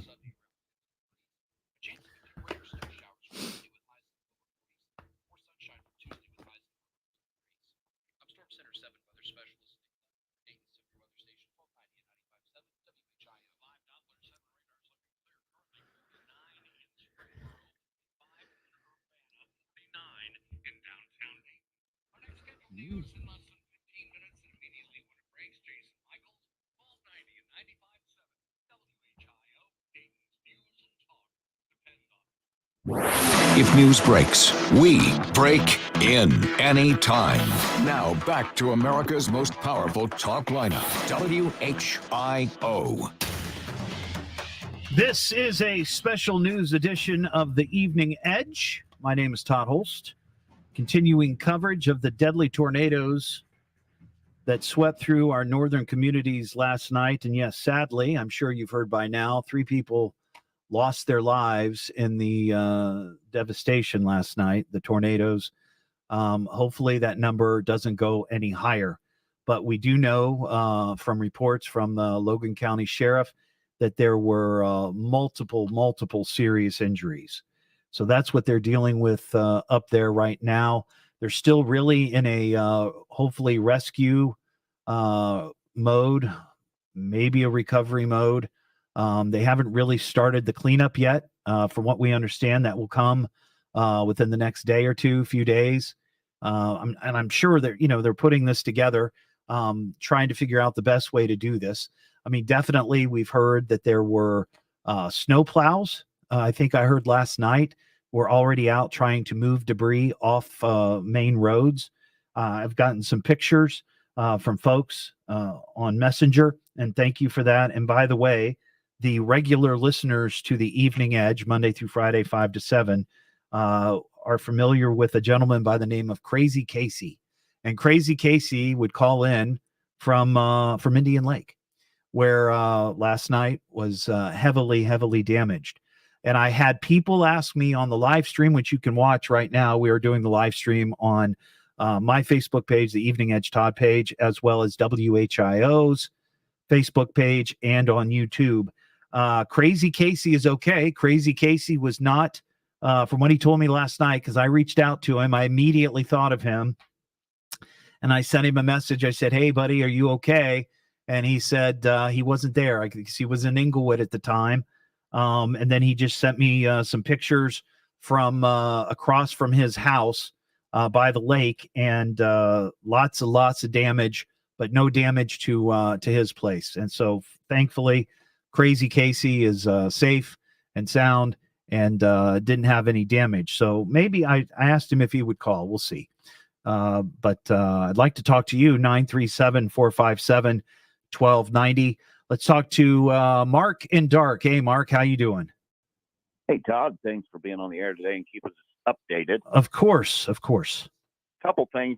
The battery-powered radio, 10,000%, you are right. Yeah. After I was the guy out on the deck looking to see what the threat looked like. They kept saying, go to your basement. We wrangled the dogs to the basement, which you can imagine how that went. Sure. And we had no power and no Wi-Fi. Phone was doing nothing at all. Yeah. But we had the battery-powered little bitty radio in the basement to at least let us know when we were clear. Yeah. So giving you some information from Randolph County, which is where the school is in Union City that I work in the Winchester area. Yes, please do. They are please asking people to not come today to volunteer. Obviously, they've got enough going on right there right now. Yeah. But there is a volunteer meeting at Winchester High School at 8 a.m. in the morning. Okay. Yeah. People in your listening area, in Union City as well. That's when it's all good for us to go up there and start helping those folks. Well, and as I said a few minutes ago, a lot of these locations, they're still in that rescue mode and that recovery mode and trying to find people in debris potentially, well, and most just imagine the amount of shock those people right. Well, I was just going to say, most common folk like myself, like you, we're not experts in that. We have no business going through debris trying to, find survivors or whatever. Let the experts get through that, right? And once they get through that and they've gone through the buildings and they've made sure everybody is out that they can get out or whatever the case might be, then is when the cleanup starts. That's when everybody can go and pick up a 2x4 and put it in this pile over here. Right. Well, and one thing they are asking for, and I think Jason mentioned it earlier, storage bins. Oh, yeah. Storage bins, because they have nowhere to go with the things they have left. Yeah. There's no place to deposit all of that. No. Yeah. So that's all I got, bro. All right, Mark. Thank you so much. I appreciate it. I'm glad you guys are safe. All good. Later. Take care. Jamie and Xenia, what's going on, Jamie? Hey, how are you, Todd? Thank you for being on at noon when I'm solar powered. Oh, of course. I'm glad. Real quick, you speak about the transistor radios. Yeah. When I moved to Xenia in 95, all my friends, I grew up in Inglewood, And they're like, oh my God, why would you move there? Tornadoes, blah, blah, blah. I still have upstairs, and you're my age. Remember back in the day, they had a CD player, a radio, and a television? Oh, yes. I love that combo. Okay. Well, I've got it upstairs. All you have to do is replace the big batteries. Right. You can watch TV. Now, of course, it's not color, and you got to tune it in, but I've always kept that. Yeah. And I still have it just in case, because my daughter, God love her, she's like, oh, we don't have a basement. What are we going to do if my phone dies? I'm like, if your phone dies, you're going with it. Welcome to Kansas, Chica. Yeah. But it is very important to have a backup system.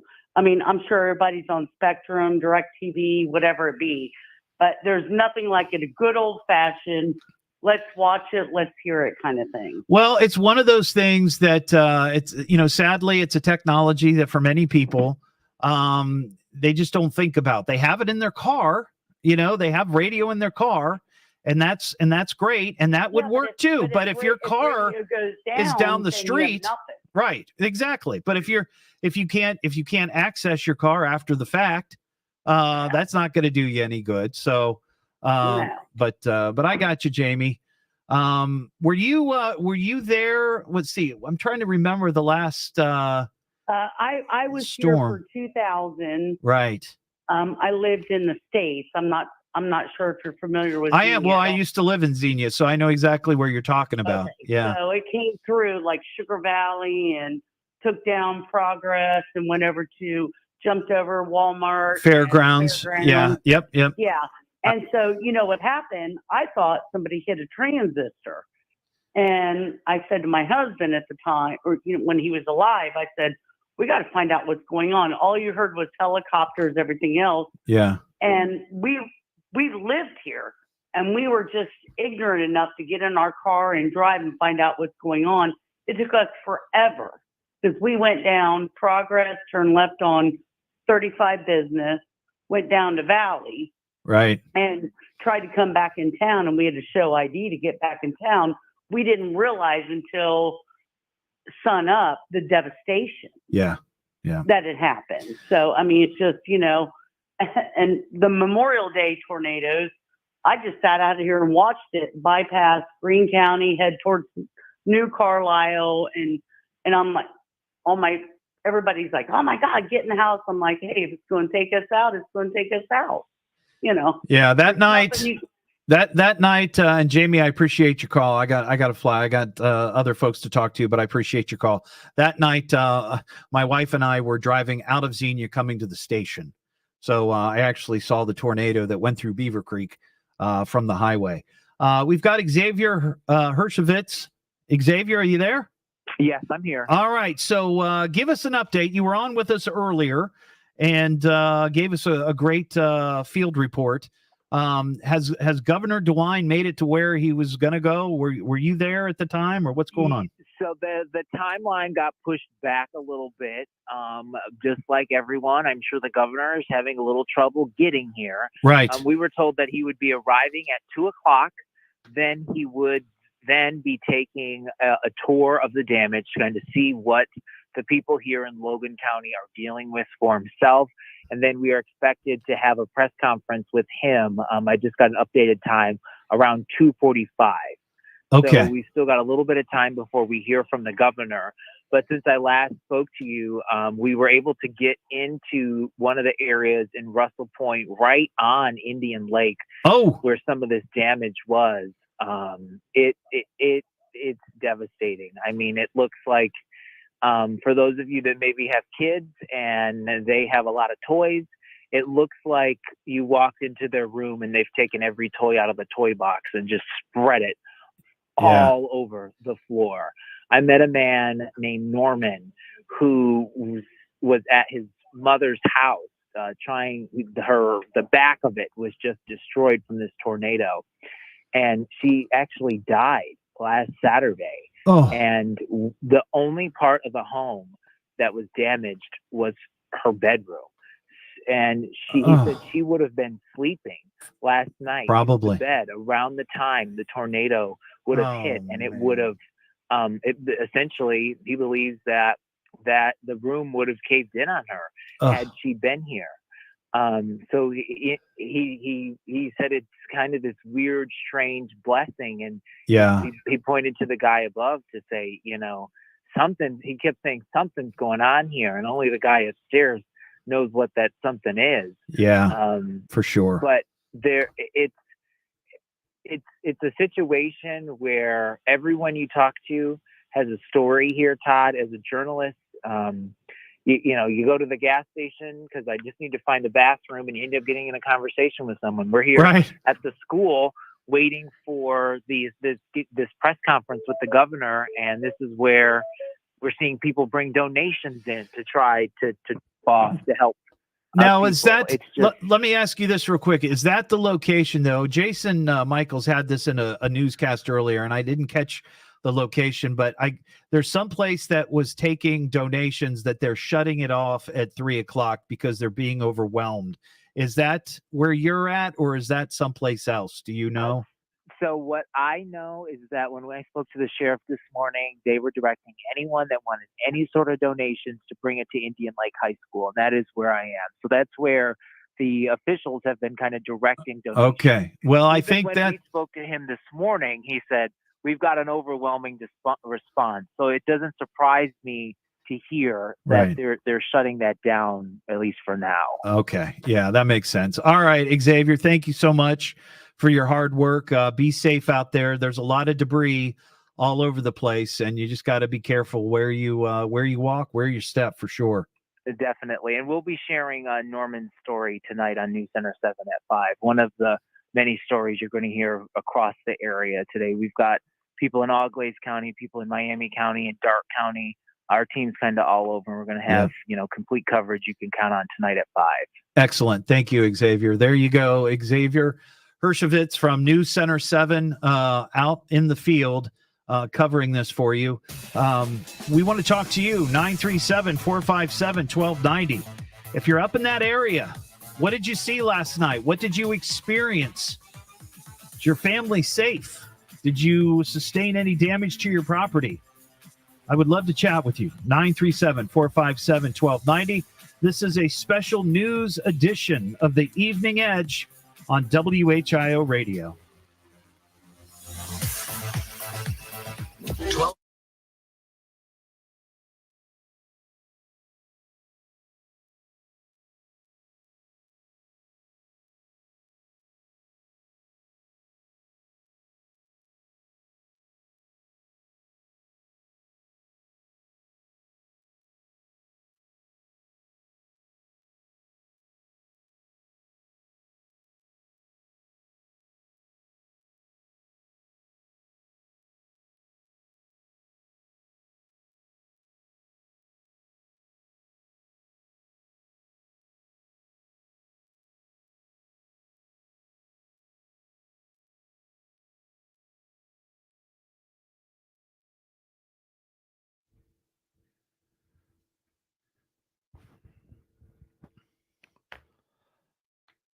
Tim, I'm sorry. I didn't see your note. Are you talking about were you asking about Xavier, where he was at? Is that what you were asking? Because he's up at Indian Lake High School or Indian.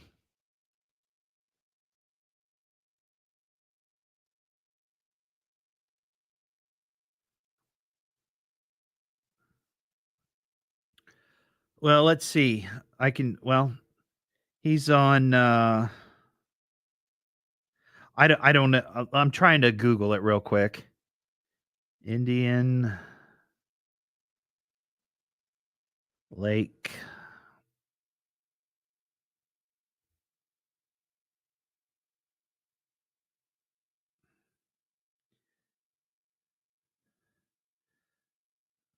Let's see.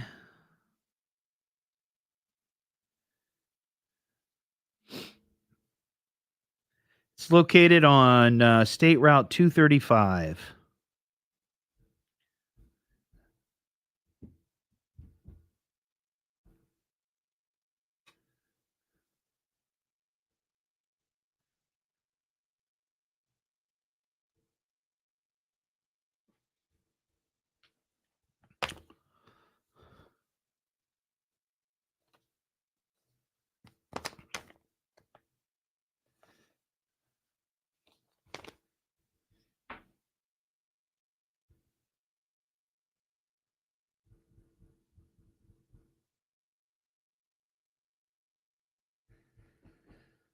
Oh, goodness gracious.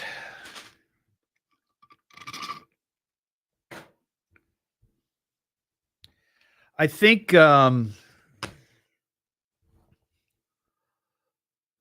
thought I heard earlier, I know you just mentioned Taco Bell and you're talking about the Taco Bell there, I guess, at Indian Lake, but I think I heard Nick Dunn this morning with Nick Roberts say something about maybe the Taco Bell out in Winchester.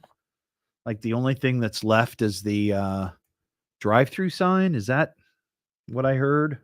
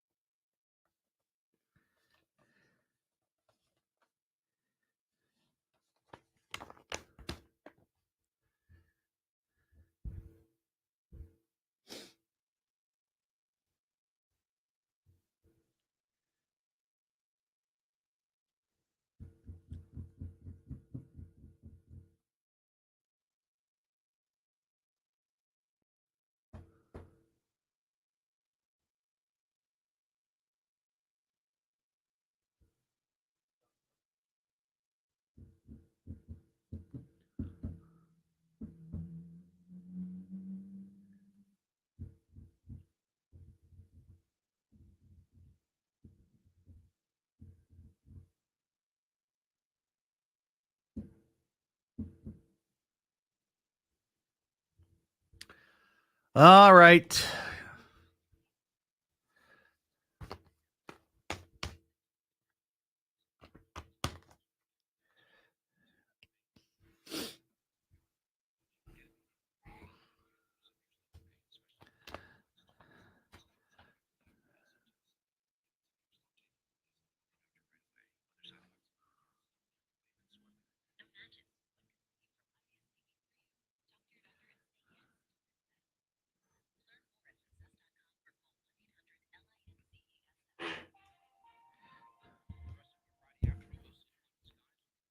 Drizzle and a little breezy at times with an afternoon high around 50 degrees. I'm Storm Center 7 weather specialist Nick Dunn. And I'm Ron Otto in the WHIO News Center. It's currently 49 degrees in Dayton at 227 on 1290 and 95.7 WHIO. Back here on a special news edition of the Evening Edge, continuing coverage of the deadly tornadoes that swept through the northern communities last night here in the Miami Valley. Just to give you an update of what's going to happen here over the next several hours on WHIO, I am going to be on until 3 o'clock. My name is Todd Hollst. I usually host the Evening Edge from 5 to 7. Maybe you haven't heard of me. Who knows? So I'm going to be here until 3. And then after that, after the news, we will have UD basketball. We have to run this game. And people were asking me, well, why running a game that was last night? Well, here's the deal. I'm just telling you. We have a contract with the University of Dayton to air all the Flyers games. We have a contract with all the advertisers who advertise during the UD Flyer games. Well, last night we were wall-to-wall coverage, as we should have been, covering these tornadoes. So that's why I said, hey, I want to come in early. And they said, well, just come on in at noon. And so I was here for that. We're going to have the UD game. And then after the UD game, Sean Hannity.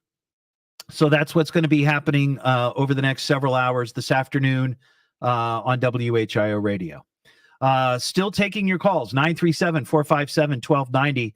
If you'd like to talk about the storm damage, maybe you were in the storm or whatever thoughts you might have. Chris in Inglewood. Hey, Chris. Hey, yeah, I just wanted to quickly let the audience know that they should get a crank radio instead of a battery-operated one. That way you have a long shelf life. You don't have to worry about the battery at a bad time. That's a great idea, Chris. I hadn't thought about that. That's a great idea. Because here's the thing is you put your batteries in the radio and then you never use it until you need it, and then they're dead. They're dead. Yep. Yeah. So, well, good call, Chris. I appreciate that. They're pretty cheap. You know, for like $5, $10. I got you. All right. I appreciate it. Thank you, Chris. If you got a comment, 937-457-1290. We'll be here until 3 o'clock taking your calls on this special news edition of the Evening Edge on WHIO Radio.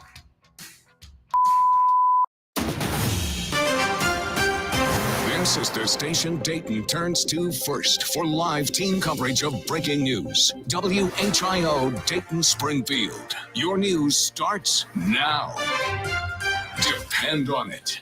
It's 2:30. I'm Ron Otto, live from the WHIO News Center with our top local story, assessing what's left from a deadly string of storms last night. I'm Storm Center 7 weather specialist Nick Dunn. Friday, a bit of a gloomy day across the Miami Valley, but what does that mean for the weekend? We'll give you that full forecast coming up. Now the WHIO triple team traffic. The roadways are all still looking clear across the Miami Valley. I-75 northbound at Carolyn Boulevard to I-70 is 9 miles and will take. Thanks, Clinton. Thank you, Clinton. Carol, yeah, that's a great idea.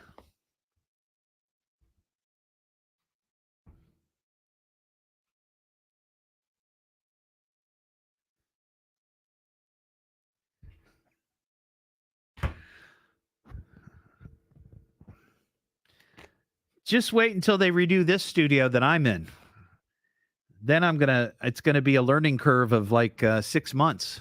It's going to be all over the place.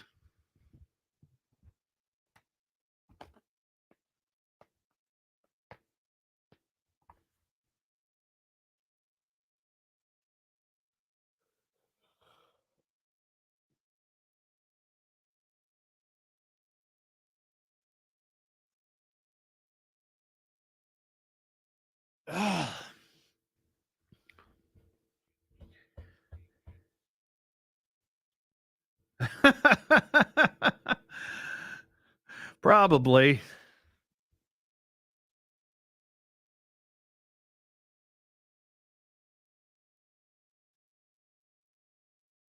Carol, I am tired. I'm sorry. My schedule is such that normally I'm not up until honestly till sometimes 8:30 or 9, because I work late into the evening. I mean, later than 9 to 5. So today, not only did I come in early because I was going to be on at noon. Actually, I started at 9:30, or 12:30. But I don't know if you heard me talk about this on my show or on the live stream the other night. My engine in my car went kaput. And so I'm without a car right now. So my wife and I are sort of sharing a vehicle. So she had a doctor's appointment early this morning. She had her mammogram, by the way. I don't think she'd mind me saying that. At like 7:45. So she went to that. Then she came back and got me. And then we drove her to work. And then I got the car and I got in the car and then I drove myself to work. So long story short, I was up much earlier than I normally would be. Plus I was up last night watching the weather coverage and everything, making sure that we didn't get any tornadoes.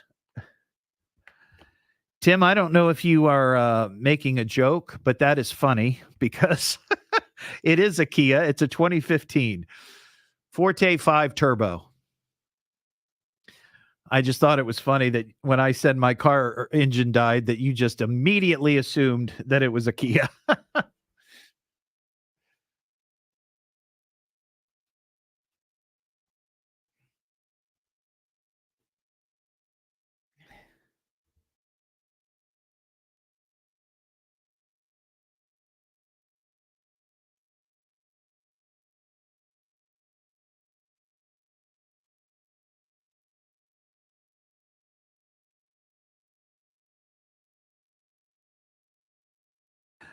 I know you do, Tim. Well, wouldn't that be funny if you didn't know and you just assumed that it was a Kia?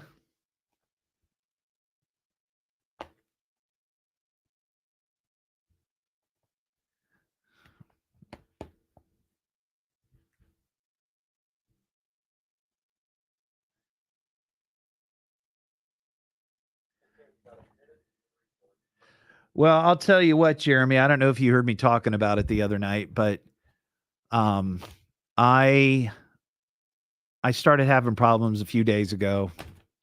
I'm not going to go into all of it, but long story short, I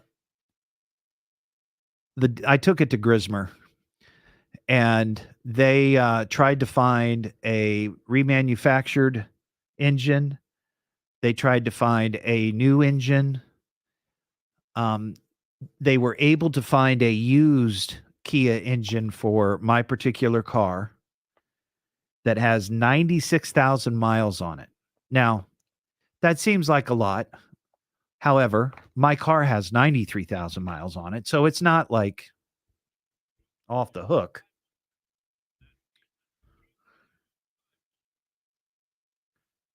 But they wanted $10,000 for the engine.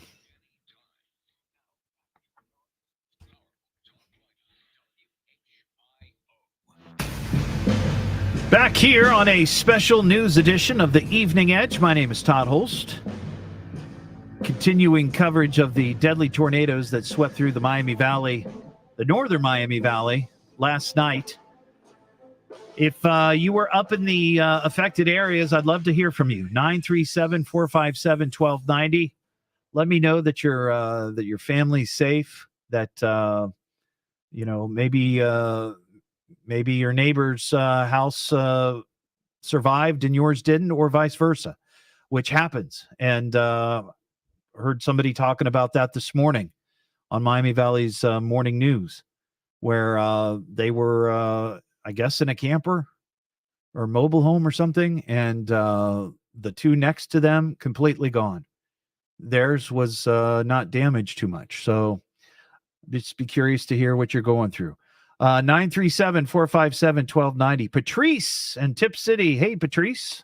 Hey, Todd. How are you? I'm doing well. Are you okay today? Did you guys sustain any damage? I know you're in Tip, so I don't think you did. I just came back from Salina. My mom's 99 years old, lives by herself. I went up yesterday at 2 o'clock in the afternoon. It was black as night. Wow. Storms were horrible. I warned her about them. And then the sun came out. Yeah. Well, we went back to the house, and around 5:30, I knew the storms were coming back again. I warned her. She said, "Oh, it's just going to rain." So we had cocktail hour, real fashioned. And I told the gentleman I spoke to on the phone, I said, "I know this is a devastating time for people. I'm so sorry, but I do have a little bit of humor here." I want to hear it. And the tornado sirens went off. I told my mom, I said, "Mom, it's coming." And she just, very hard of hearing, and she just kind of laughed and chuckled. And I made another cocktail, hung out on the porch, and I stuck my head out there, and the next thing it started hailing. And I worried about my car. Oh, yeah. Because I had no idea how severe this was going to be, but it was wicked. I'm not afraid of storms, but I just wanted you to know that my mom and I are fine. Everybody in the neighborhood that she lives in out in the country, they're all fine. I drove all the way to 75, which is on 33, and a tornado is very selective on who they decide to take out. Yeah. And the damage up there, I think Menards and Swine is pretty bad. But yeah, I saw video of that store earlier on the noon newscast on News Center 7, and looks pretty bad. Looks pretty bad. Yeah. But I've been thinking about you all the way. I've been listening to you all the way home. Well, thank you. I'm in Tip now, but I'll tell you what. I love you. I met you when I saw Brian when you came in for the book signing in Dayton, Ohio at Memorial Hall. Oh, I remember. Yeah. We got a picture. I remember that. So I have to know, what were you and your mom drinking? We drank bourbon old fashioned. Ah, nice. And that's our cocktail. That's classy and quality. All right. Thank you, Patrice. I appreciate your call. And God bless you, and God bless everybody else. Thank you. You too. You too. 937-457-1290. Penny in Bell Fountain. Hey, Penny. Hey, Todd, how are you? I'm doing well. How are you today? I'm good. I just wanted to clear up. I heard a fellow say that they were going to stop donations at 3:00 at Indian Lake? Well, I heard something on the news with Jason Michaels. Some place that was taking donations said we're going to stop doing it at 3 because they're overwhelmed. But I'm not. Yeah. Well, the information. My daughter lives in Russell's Point, and the information I have from her is they're going to be taking donations. They just don't need more boots on the ground right now. Okay, I got you. So maybe it's like volunteers showing up or whatever. Exactly. They will definitely need them later. That area has been devastated. Gotcha. All right. Thank you, Penny, for that clarification. Let me, we got Ron Otto down there. He's got some info. Yeah, I got a little clarity on that donation deal from Jason's story. The school district posted on Facebook around 1:00 this afternoon that they're pausing donation collections at the high school starting at 3 because they're being overwhelmed. So those are the details of the story that you heard earlier. Gotcha. Thank you very much. I appreciate that. So there you go. 937-457-1290. Erica in Glacier Hills. Hey, Erica. Hi, how are you? I'm doing well. How are you today? Are you doing all right? I'm doing okay. We're definitely all safe here. We're just seasonal campers over at Glacier Hills and just left the campgrounds, and it's just absolutely devastating to see all the damage that has happened at that wonderful campground. So you were camping? No, we were not. Okay. But we do have some friends that are full-timers that do camp at Glacier Hills. Okay. And they were fortunate enough to be able to get out of the campgrounds before the tornado actually hit. Right. I did hear from some of those friends that some of our full-timers had some minor injuries, but I did not hear of any deaths or anything like that. But the damage that we have sustained to Glacier Hills is just absolutely horrifying and just sad to see for all of us campers that are we're supposed to be starting back up April 1st to go camping, but it's just a really, really large loss. Sure. For a lot of us there. Well, let me ask you this question because this came up last night. My wife and I were watching the coverage and we were talking about campgrounds, the mobile home parks. And I don't know if you heard, I had Nick Dunn on a bit earlier, weather specialist Nick Dunn from Storm Center 7. And towards the end of our conversation, he kind of brought up this idea that mobile home parks generally don't have any sort of tornado shelter. And I don't know that I'm assuming somewhere out there's a mobile home park that somebody has put a tornado shelter into the ground. But I don't know that that's standard. And I'm wondering if that has ever been discussed about making mandatory. And I don't know. And I would think it'd go the same for campgrounds. Now I know it's an extra expense, but especially here in the Midwest, we have countless mobile home parks. We have countless campgrounds.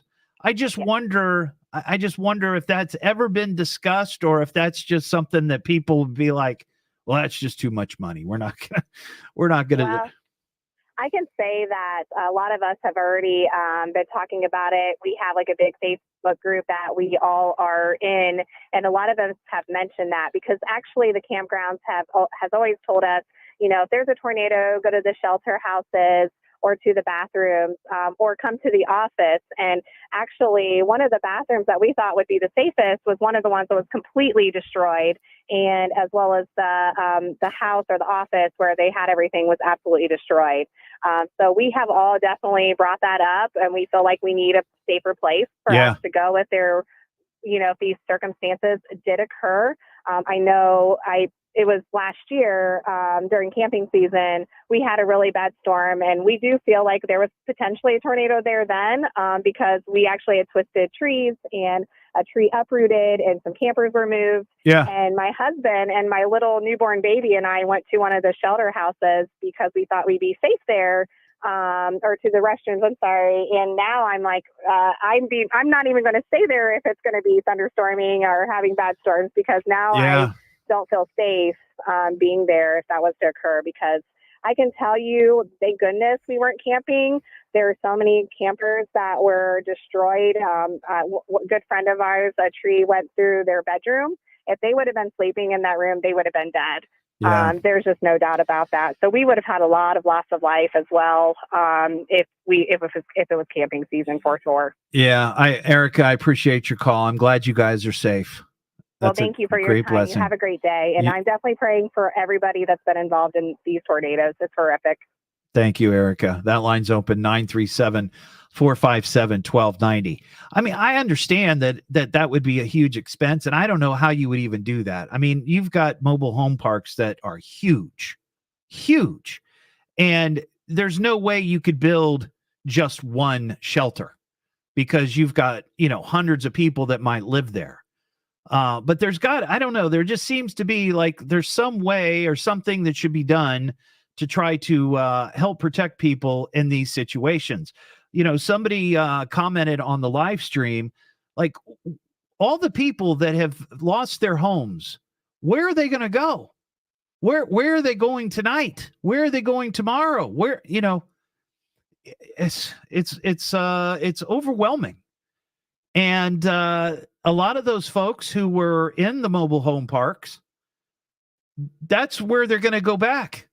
There's a reason they were there. They didn't, they chosen not to have a big house or live in, not a big house, but a house. This is what this is their situation. They can't just go buy a house or an apartment or something. That's why they were living there. So they're going to have to rebuild. So if we're going to put in another mobile home park, is there a way to try to come up with some way to make shelter? I don't know. It's mind-boggling, and we always see it whenever this happens. There's tornadoes, and that the mobile home park gets hit, and people die. People lose everything. It's the nature of those buildings. They're not going to withstand high winds, but there's got to be a way to protect these folks. Julie in Clark County. Hey, Julie. Hi. Yes, I just want to say I'm very blessed. I was one of the ones that was hit in the tornado 2 weeks ago here in Clark County. Yes.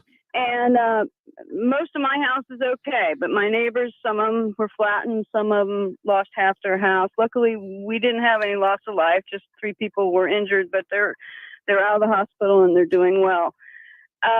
But I wanted to say some things having gone through it, and also over 20 years ago, I was a rescuer on the Xenu. Oh, wow. tornado. Right. So I can see both sides of it now. Is I would recommend helping out people is getting them those power battery packs that you can hook into your computer USB port, power it up, and then you can power your cell phone from it. Oh, right. Had I not Yeah. bought one of those 5 years earlier, I wouldn't have had a cell phone after the tornado hit because we lost power for 6 days. And I couldn't get to my car because it was under the trees. So I couldn't power it there. And so no one could get a hold of me. Yeah. And luckily I found that the next day and hooked it in, and luckily it still had the charge, and I was able to power up my phone. And then a friend got to me and they got recharged it for me so that I could, have a phone. But that is something I think it would really help a lot of people, is having some of those, because maybe a lot of people they can't find or get a hold of because their cell phone's dead. Right. And they can't recharge it. Yeah. Another thing is water is definitely needed, but they're not going to go to get it. You got to bring it to them. A lot of people won't want to leave their house no matter what. Yeah, I was well- one of them. I had animals. I wasn't leaving my house. Yeah. And I couldn't either. I didn't have a vehicle drivable at the time. So I would strongly suggest getting the water to them. And also, if people offer you help, you'll initially say, no, I'm okay. You'll do this for days, but you really do need it and Yeah. take it. Yeah. Okay. I hear you, Julie. Those are that's some. just some advice I have for the people. And also, there are crisis numbers that you can call for people who will listen if you've been in a disaster or anything. And it's a good idea to use those. Yeah. Because you might be okay at first running on adrenaline, but after that, It's better to do that It than to becomes get angry at your spouse, your neighbor, or kids or whoever. Yeah. Right. All right, Julie, I appreciate it. Those are great great tips. I appreciate it. Real quickly, Glenn and Pickwa. Hey, Glenn. Hey, Todd, I just wanted to let you know I'm aware of a place over in Indiana, a couple places on your topic of creating shelter. They're actually taking the big steel cargo Connex type boxes, digging a hole, putting those down in the ground with an access, and then covering them over completely with dirt, growing grass right back over them. You won't even know that they're there. And those boxes you can get for about $2,500. So the most my gosh, part, yeah, they say is the excavation. So you still have those containers. You're still making a nice use out of them. It's kind of like the way people used to have the old storm cellars right under the house, but they're completely buried under the ground. So they're not, some people say that they're kind of unsightly or whatever, but this is buried completely. Well, yeah, if it's buried, who cares? Grass right over top of it. Yeah. And it'd be a cool place to have parties from time to time. I guess. All right, Glenn, I appreciate your call. That's a great idea.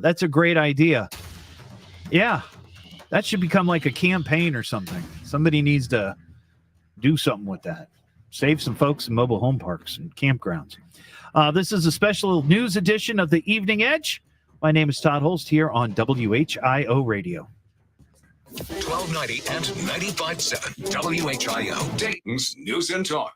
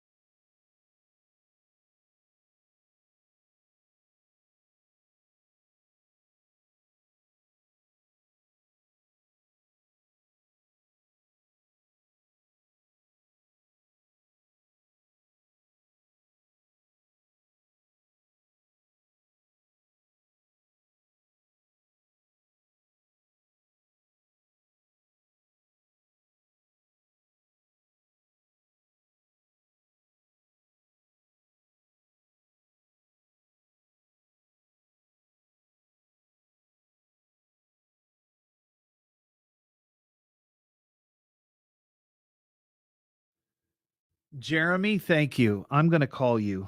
I mean, I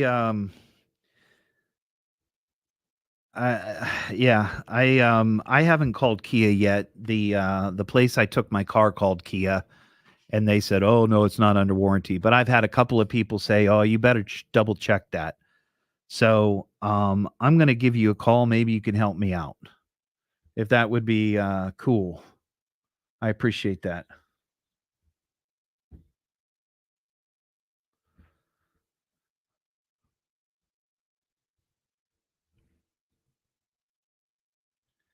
I don't know if you're still watching, Jeremy, but I'll be contacting you.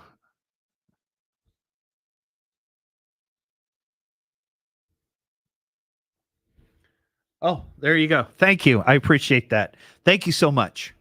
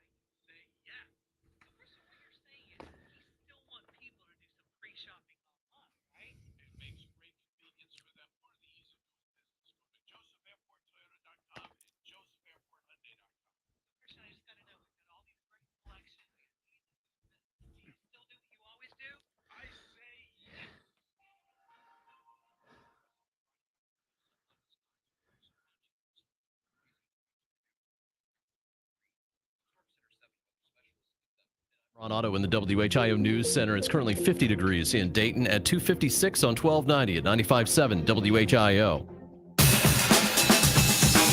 This is a special news edition of the Evening Edge. My name is Todd Hollst. Continuing coverage of the deadly tornadoes that swept through our northern communities last night. And if you happen to be in those areas, I'm sure you've heard it by now, but just in case you haven't, shelters have been opened up throughout the area. Galilee Lutheran Church, Indian Lake Community Church in Russell's Point, Huntsville Fire Department, Indian Lake High School. And we had some conversation about donations at Indian Lake High School. We have even more clarity. I just received a message, an email from Xavier Hershowitz from Channel 7. He was on with us a couple of times earlier today, and he tells me that they are cutting off donations at 5 p.m. this afternoon. 5 p.m. He says the gym is packed with all sorts of things. So that's the latest from there. Also, the Red Cross has set up at the Bell Fountain First Church of God, located at 100 East Brown Avenue. So if you need shelter, and there's going to be a lot of folks who need shelter, a lot of devastation up there. Those are the places to go. If you need to call the Red Cross, if you need other assistance of any sort, 1-800-RED-CROSS. And here at WHIO Radio and Television, we are working on a campaign for you to donate and help those who are in need, not just with the tornadoes that went through Logan County and Darke County and Auglaize County and Mercer and so forth, Miami, but also in Clark County a week or two ago. So be listening for details on that. I think they may have actually sent out an alert already. But check your phones and get the WHIO app. And don't forget, get that Storm Center 7 app because I can promise you that lives were saved last night because of that technology. Well, thank you for calling the show today. Have a terrific afternoon. Coming up after the news, we've got UD basketball. We're going to play back the game from last night that did not air. We are contractually obligated to do so. So that will be coming up here. And then we've got Sean Hannity after that. And things will go back to normal here with regular programming. Have a terrific Friday. Terrific weekend. Have a great St. Patty's Day. Be safe. And I will talk to you on Monday just after 5 on the Evening Edge. What is the WHIO Storm Center? It means